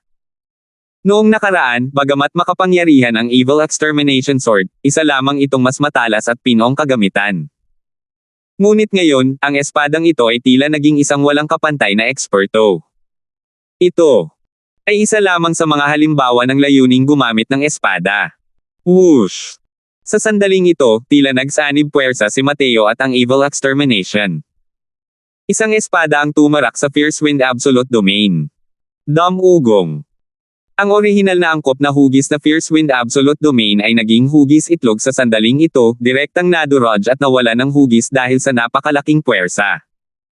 Pilit na tumatagos sa likod ng papel isa. Ang marahas na layuning gumamit ng espada ay dumaan mismo sa Divine King Domain at nagdulot ng kaguluhan sa buong espasyo. Power! Para bang tinamaan si Brandon ng napakalaking puwersa, direktang nagbuga ng isang malaking subo ng sariwang dugo. Ang intensyon ng espada ng Evil Extermination Divine Sword ay tumagos mismo sa Divine King Domain at tumama ng diretso sa katawan ni Brandon. Ang galaw na ito ni Mateo ay humarap sa mas malakas na puwersa gamit ang mas mahinang puwersa. Nakaukit na sa loob ang layuning gumamit ng espada ng Divine Sword na Evil Extermination Sword. Direktang pinakawala ni Mateo ang layuning gumamit ng espada na pagmamayari ng Divine Dao sa pamamagitan ng paggamit ng Evil Extermination Sword Formula. Ang tunay na kakilakilabot na aspeto ng banal na artifact ay narito mismo. Ang kasalukuyang Mateo ay tila isang Diyos ng espada na bumababa sa mundo, nakatayo sa ere. Ang aurang iyon ay tunay na nagpapakita ng paghamak sa lahat ng nasa ilalim ng kalangitan. Sa pag-aalis ng mga damo at pagpapanatili ng asensya, hindi ako nilinlang ni Senior Sky Distant. Ang isang ibon sa kamay ay mas mahalaga kaysa sa 10 ibon sa kagubatan. Mukhang naligaw ang dating ako. Medyo emosyonal na sabi ni Mateo. Gamulong-gulong sina Brandon at Howell-Sky sa ere ng hanggang 10,000 talampakan bago halos hindi mapatatag ang kanilang mga figure. Tumingin siya kay Mateo ng hindi makapaniwala at may bakas ng hindi makapaniwalang tingin. Ang layunin ng Divine Dao Sword na pinakawalan ni Mateo ay malubhang nasugatan na ang kanyang mga organo. Hindi maintindihan ni Brandon. Hindi man lang ginamit ni Mateo ang Divine King Domain at tuluyan na niya itong tinalo. Ano ba ang naintindihan mo sa panahong ito? Tanong ni Brandon na ayaw sumuko. Ang mga pamamaraan ni Mateo ay lubos na nagpawalang bisa sa pangunawa ng mga normal na Void Mystic Powerhouse. Sa kasalukuyang Divine Realm, ang mga Divine King Domain lamang ang kayang humarap sa mga Divine King Domain. Pero hindi pinakawalan ni Mateo ang kanyang Divine King Domain. Sinulyapan siya ni Mateo ng may pagkaawa at malamig na sinabi, ang dakilang daw ng espada, ang binibigyang pansin nito ay ang kadalisayan at kawalang muwang. Bagamat malakas ang kapangyarihan ng nasasakupan, sa ilalim ng kasalukuyang langit at lupa, ito ay isang kakaibang pag-iral. Kalimutan mo na, hindi ka karapat-dapat na makipagtalo sa akin tungkol sa Dao. Papuntahin mo muna ako sa iyong paglalakbay. Naging seryoso ang ekspresyon ni Mateo. Muling pinakawala ng maraming nakakakilabot na batas ng banal na Dao. Tumalim ang tingin ni Brandon, gusto niyang makipaglaban ng walang kahirap-hirap. Gayunpaman, lahat ng iyon ay walang saysay. Diretso nang nadurog ang espadang pag-aari ng Divine Dao. Puchi. Isang espada na tumatangay sa lahat ng balakid. Si Brandon, na isang pagod na puwersa, ay hindi na nakatiis. Pero ang ikinagulat ni Mateo ay ang taong tinusok ng espadang ito ay hindi si Brandon kundi ang kanyang spirit beast, ang Howling Sky Divine Hound. Sa kritikal na sandali, gumalaw ang figure ng Howling Sky Divine Hound, at hamarang ito sa harap mismo ni Brandon. Tumagos ang espadang ito dito nang walang anumang aksidente. Nako! Isang malungkot at mapait na ungol ang kumalat. Ang marahas na layuning mag-espada ay direktang sumaire sa lahat ng sigla ni Howell-Sky. Gayunpaman, hindi pa ito tapos. Hindi pa nauubos ang layunin ng Evil Extermination Divine Sword sa pag-aagawan ng espada. Parang mga hibla ng prutas na pinahire ng asukal sa isang patpat, tumagos ito sa dibdib ni Brandon. 11:19. Di mga batas ng banal na daw. Tumingin si Brandon kay Mateo, hindi pa rin makapaniwala sa konklusyong ito. Ang lakas ng espadang ito ay talagang nakakakilabot. Naharangan ni Howell-Sky ang karamihan sa puwersa. Hindi agad namatay ang mga vital signs ni Brandon. Gayunpaman, ang malupit na enerhiya ng espada ng Evil Extermination Sword ay kasalukuyang nagdudulot ng kaguluhan sa loob ng kanyang katawan. Hindi binanggit ng walang kabuluhan ang pangalang Evil Extermination. Sa pakikitungo kay Brandon na halimaw na ito, ang kahangahangang enerhiya ng espada ni Evil Extermination ang pinakakapakipakinabang. Ito rin ang dahilan kung bakit itinago ito ng Absolute Heaven sa loob ng Immemorial Medicine Garden noon. Putok. Bumagsak ng malakas ang katawan ni Brandon sa lupa, habang mahigpit pa ring nakayakap ang kanyang mga kamay sa Howell-Sky Divine Hound, ang kanyang mga mata ay puno ng magiliw na pagmamahal. Ang pares na ito ay itinuturing din na mapagmahal at tapat. Wala lang talagang balak si Mateo na maawa sa kanila. Kung hindi dahil sa ambisyon ng mga demonyo, hindi rin sana kayo magkakaroon ng ganitong resulta.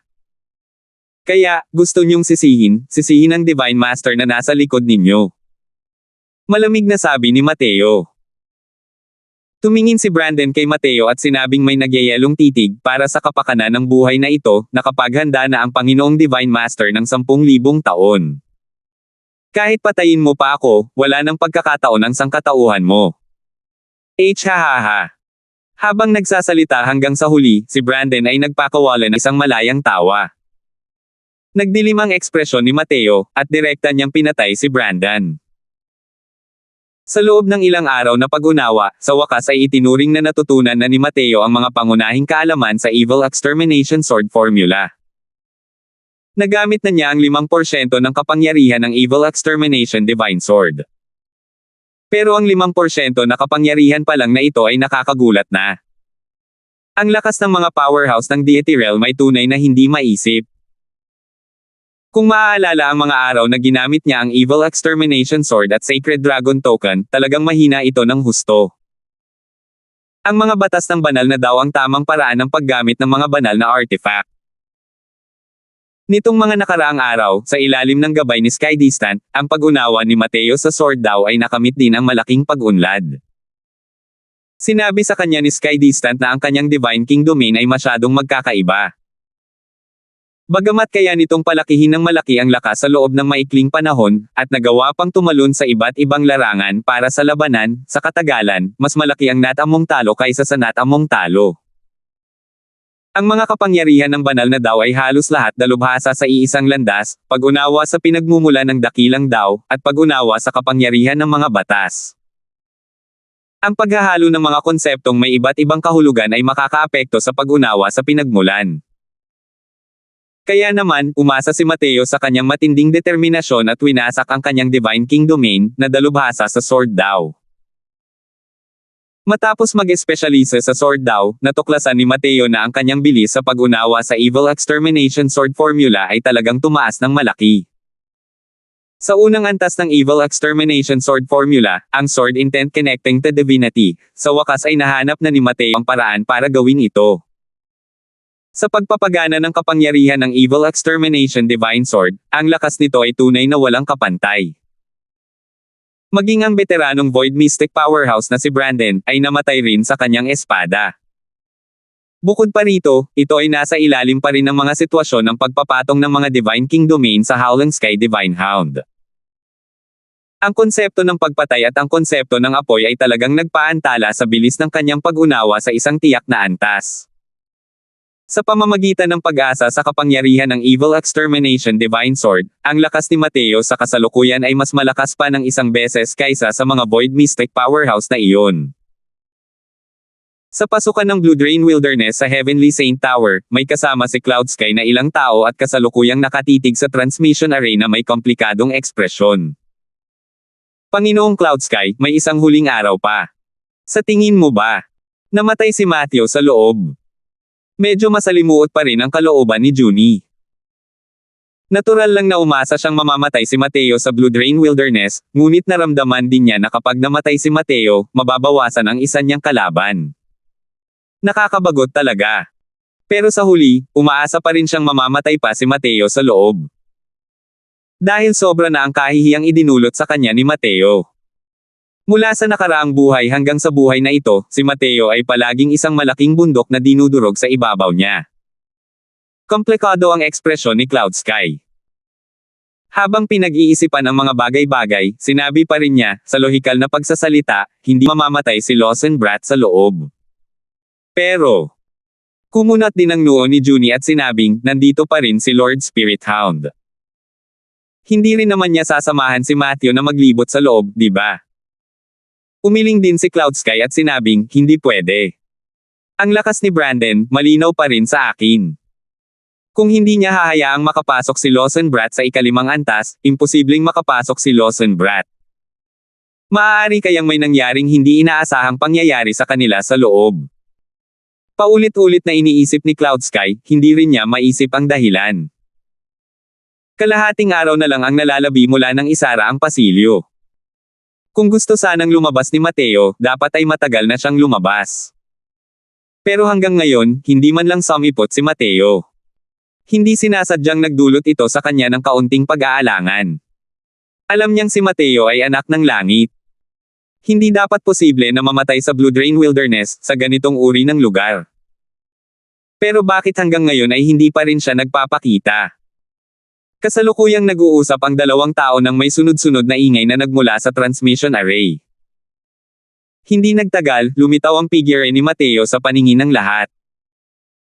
Nang makitang lumitaw si Mateo, isang ekspresyon ng pagkadismaya sa mga mata ni Junie ang biglang nawala. Ngunit dumaan ang tingin ni Junie kay Mateo at tumingin sa transmission array. Matapos ang mahabang panahon, wala pa ring aktibidad ang transmission array. Dahil dito, nagkunot ang noo ni Cloud Sky, at nagtanong, Matthew, nasaan si Elder Spirit Hound? Kumabog. Isang mahinang tunog ang umalangaw-ngaw. Hindi rin nagsalita ng kalokohan si Mateo, direktang itinapon ang mga bangkay ni na Brandon at Howell Sky. Nang makita ang eksenang ito, biglang nagbago ang ekspresyon ng lahat. Agad na naging kakaiba ang kapaligiran. Lawson Brat, anong ibig sabihin nito? Pinayagan ka ng Panginoong ito, isang tagalabas, na makapasok sa Blue Drain Wilderness ng walang katulad. Ginantihan mo pa nga ba ng kawalang utang na loob ang kabaitan at pinatay mo ang aming nakatatanda? Nagbago ang ekspresyon ng mukha ni Cloud Sky, nagtatanong. Ang mga sugat sa katawan ni Brandon ay malinaw na sanhi ng isang matalas na instrumento. Sa buong Blue Drain Wilderness, sina Mateo at Brandon na lang ang natitira. Sino ang pumatay kung hindi si Mateo ang pumatay? Ang pagkamangha sa puso ni Cloud Sky ay higit pa sa kanyang matinding galit. Napakalinaw ng lahat sa lakas ni Brandon. Bukod kay Howell Sky, ang mga ordinaryong Void Mystic Powerhouse ay hindi talaga kayang tapatan. Gayunpaman, siya at si Howell Sky ay sabay na namatay sa ilalim ng espada ni Mateo. Ano ang ipinahihiwatig nito?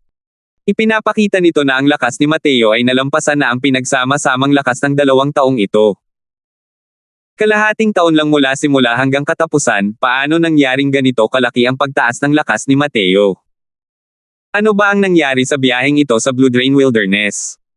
Matthew, sinamahan ka ni Elder Spirit Hound papunta sa ika-4 na antas, at pinatay mo pa nga siya. Lord Cloud Sky, anong kakohan pa rin ang sinasabi mo sa kanya? Patayin mo na lang ng diretso at tapusin mo na yan. Nang makita ang bangkay ni Brandon, nagalit si Junie. Hindi man lang sumulyap si Mateo kay Junie at malamig na sinabi kay Cloud Sky, walang ibig sabihin, tinutulungan ko lang kayong lahat na linisin ang bahay ninyo. Ang taong aso na ito ay isang especially iyan ng lahi ng mga demonyo. Pagkatapos magsalita, casual na nagpakawala si Mateo ng isang spell at tinanggal ang restriction sa katawan ni Brandon.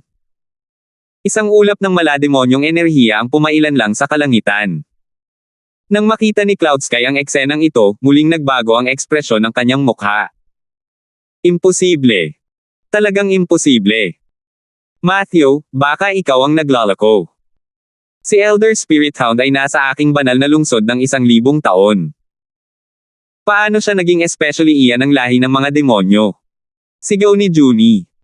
Sabi ni Mateo nang may ngiti na hindi naman talaga isang ngiti, imposible. Kung hindi dahil sa aksidente 20 taon na ang nakalilipas, sino ang makakaalam na miyembro pala ng lahi ng mga demonyo si Carson? Matagal nang may puka na ang lahi ng mga demonyo, at matagal na nilang kayang magbalat kayo bilang mga tao. Hindi pa rin alam kung ilan sa mga especially iyang ito ang mayroon sa 8 dakilang super banal na lupain. 11:20. Unti-unting nakabawi si Cloud Sky mula sa gulat at muling nagpakita ng anyo bilang hari ng banal na lungsod. Matthew, huwag mong linlangin ang isipan ng mga tao rito. Kahit na kayo ni Carson ay may alitan, hindi mo siya dapat siraan ng ganyan. Paulit-ulit mong sinasabi na siya ay kabilang sa lahi ng demonyo, iniisip ko kung mayroon kang anumang ebidensya. Gayunpaman, ang pagpatay mo sa Elder Spirit Hound ng banal na lungsod ay isang matibay na katotohanan. Ang aking banal na lungsod ang pinuno ng banal na kaharian. Paano namin hahayaang maging ganito kawalang pakundangan? Bahagyang naniningkit ang mga mata ni Cloud Sky habang nagpapanagot siya gamit ang isang matigas na boses at mukha. Hindi rin inaasahan ni Mateo na magsisinungaling si Cloud Sky ng parang kalbo ang mukha. Ngunit ang mga naroon ay pawang mga matataas na opisyal ng banal na lungsod. Ang mga kapangyarihang void mystic lamang ang ilan. Kahit na nagsisinungaling siya ng todo, wala ring magagawa si Mateo sa kanya. Natural lang na alam ni Mateo ang mga plano ni Cloud Sky. Ayaw niyang kumalat ang usapin tungkol sa lahi ng mga demonyo at ayaw din niyang makisali sa anumang may kinalaman sa lahi ng mga demonyo. Kaya naman, kahit alam niyang miyembro ng lahing demonyo si Brandon, hindi niya ito kikilalanan. Hanggat itinatago niya ang bagay na ito sa loob ng Heavenly Saint Tower, maaaring pag-usapan ang lahat. Habang nakatingin kay Cloud Sky, malamig na ngiti ang sinabi ni Mateo, namumuno sa Divine Realm. Karapat-dapat din ba ang mga katulad mo? Ang usual sect mo ay walang hiya sa loob ng halos 1,000,000 taon.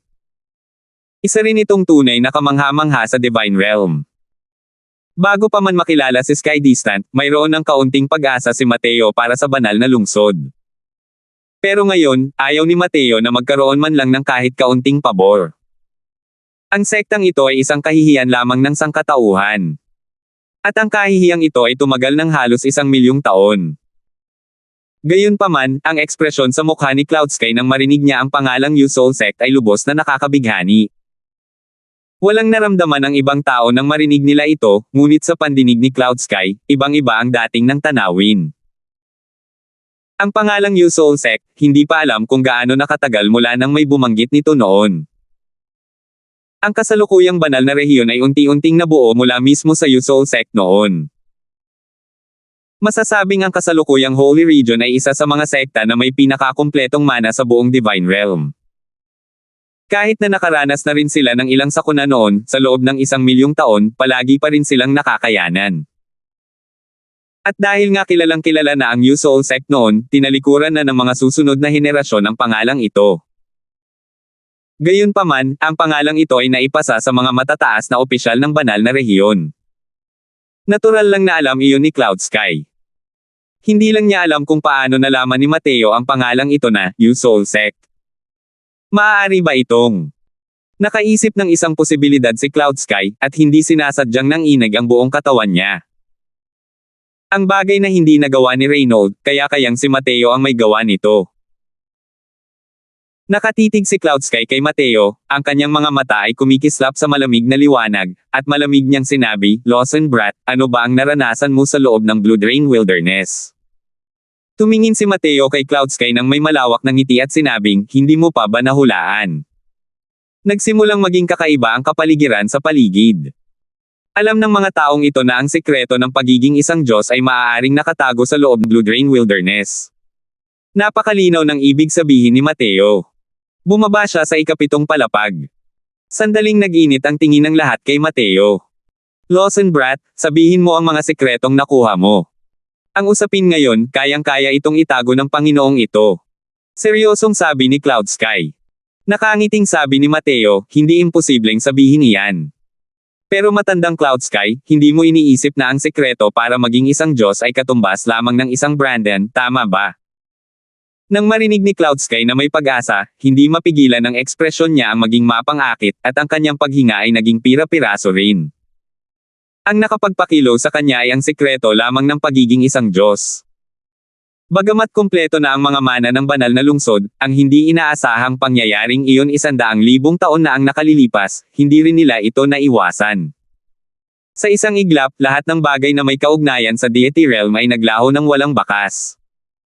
Kaya naman, ang tatlong titan ng banal na lungsod ay kapareho ng iba pang mga void mystic powerhouse, na puno ng pananabik para sa deity realm. Kung hindi dahil dito, paano kaya susugal si Reynold para makapasok sa kailaliman ng Blue Drain Wilderness? Ano pa ba ang gusto mo? Tanong ni Cloud Sky sa seryosong boses. Biglang nagsalita si Mateo ng may seryosong mukha, gusto kong humakbang pasulong ang inyong banal na lungsod at labanan ang mga demonyo. Lumungkot ang mukha ni Cloud Sky, at sinabi niya, hanggat sulit ang mga bagay na sinasabi mo, ano ang masama sa paglaban sa lahi ng mga demonyo? Tumango si Mateo at sinabing, paano kung ganito, magpakita ka muna ng kaunting sinseridad. Magpadala ka muna ng mga tao para sirain ang Medicine King Hall. Natural lang na sasabihin ko ang mga sekretong alam ko. Hindi sinasadyang nagbago ang ekspresyon ni Cloud Sky nang marinig niya iyon at masungit na sinabi, hey, ang gaan ng sinabi mo. Pumasok ka na sa Blue Drain Wilderness ng kalahating taon at malamang ay hindi mo pa rin alam. Sa panahong ito, tinipon ng Heavenly Sword Sect ang kapangyarihan ng buong sekta para salakayin ang Medicine King Hall. Sa huli, dumanas sila ng matinding pagkalugi at halos tuluyang nalipol. Si Feyang ay malubhang nasugatan at naghihingalo, halos mawala ng buhay. Sa kasalukuyan, ang 8 dakilang super banal na lupain na ito ay nawalan na ng isa. Alam mo rin, ang cultivation ni Feyang sa sword daw ay hindi mababa sa Panginoong ito. Kahit siya ay hindi makakuha ng anumang resulta, wala itong maitutulong kahit na umalis din ang Panginoong ito. Kahit na talagang gumawa ng hakbang, kailangan munang maghintay na bumalik si Reynold, saka magsalita. Naging seryoso ang ekspresyon ni Mateo, at hindi sinasadyang nagsalubong ang mga kilay niya. Hinimok niya si Sword 13 na huwag kumilos ng padalos-dalos ng walang maingat na pag-iisip noon. Hindi niya inisip na ang Heavenly Sword Sect ay kumikilos pa rin ng arbitraryo. Sa huli, napunta sila sa ganoong kalagayan. Nang marinig iyon, nagkibit-balikat si Mateo at sinabing, dahil ganoon nga, wala nang dapat pag-usapan pa. Nang marinig ito ni Cloud Sky, dali-dali niyang sinabi, paano kung ganito, ang Panginoong ito ang unang maglalabas ng Heavenly Saint Order, ipatawag ang buong Divine Realm, at makikipagtulungan upang harapin ang Medicine King Hall. Ano sa palagay mo? Kumalma ang ekspresyon ni Mateo, at sinabi niya, parang ganoon na nga. Matthew, naipakita na ang aming katapatan. Nasaan na ang iyong mabuting hangarin? Kahit papaano, kailangan mo ring hayaan ang Panginoong ito na tingnan kung sulit ba para sa banal na lungsod na gawin ito, hindi ba? Sabi ni Cloud Sky. Ang ginamit niya ay isang taktikang pangantala, plano niyang maglabas ng ilang sekreto para maging isang Diyos mula sa bibig ni Mateo.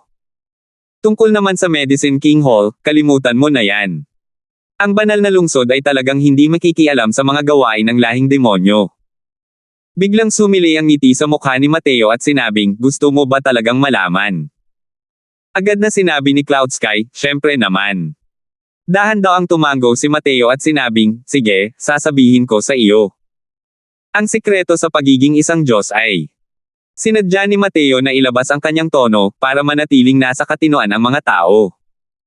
Kasama si Cloud Sky, lahat ay nagtaas ng kanilang mga leeg, gustong marinig ang nakakagulat na sekretong ito mula sa bibig ni Mateo. Pero sa pagkakataong ito, biglang may nangyaring kakaiba.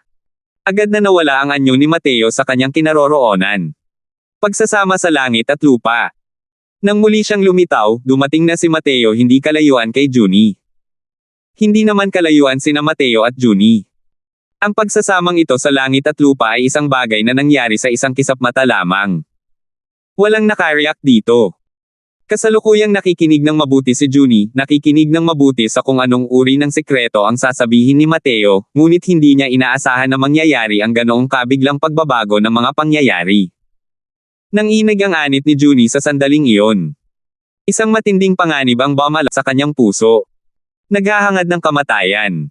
Hindi masasabing hindi mabilis ang reaksyon ni Junie. Binuksan niya ang sarili niyang sakop bilang banal na hari sa unang sandali pa lamang. Ngunit, lahat ng iyon ay walang saysay. Isang nakakatakot na linya ng enerhiya ng espada ang madaling sumire sa kanyang Divine King domain.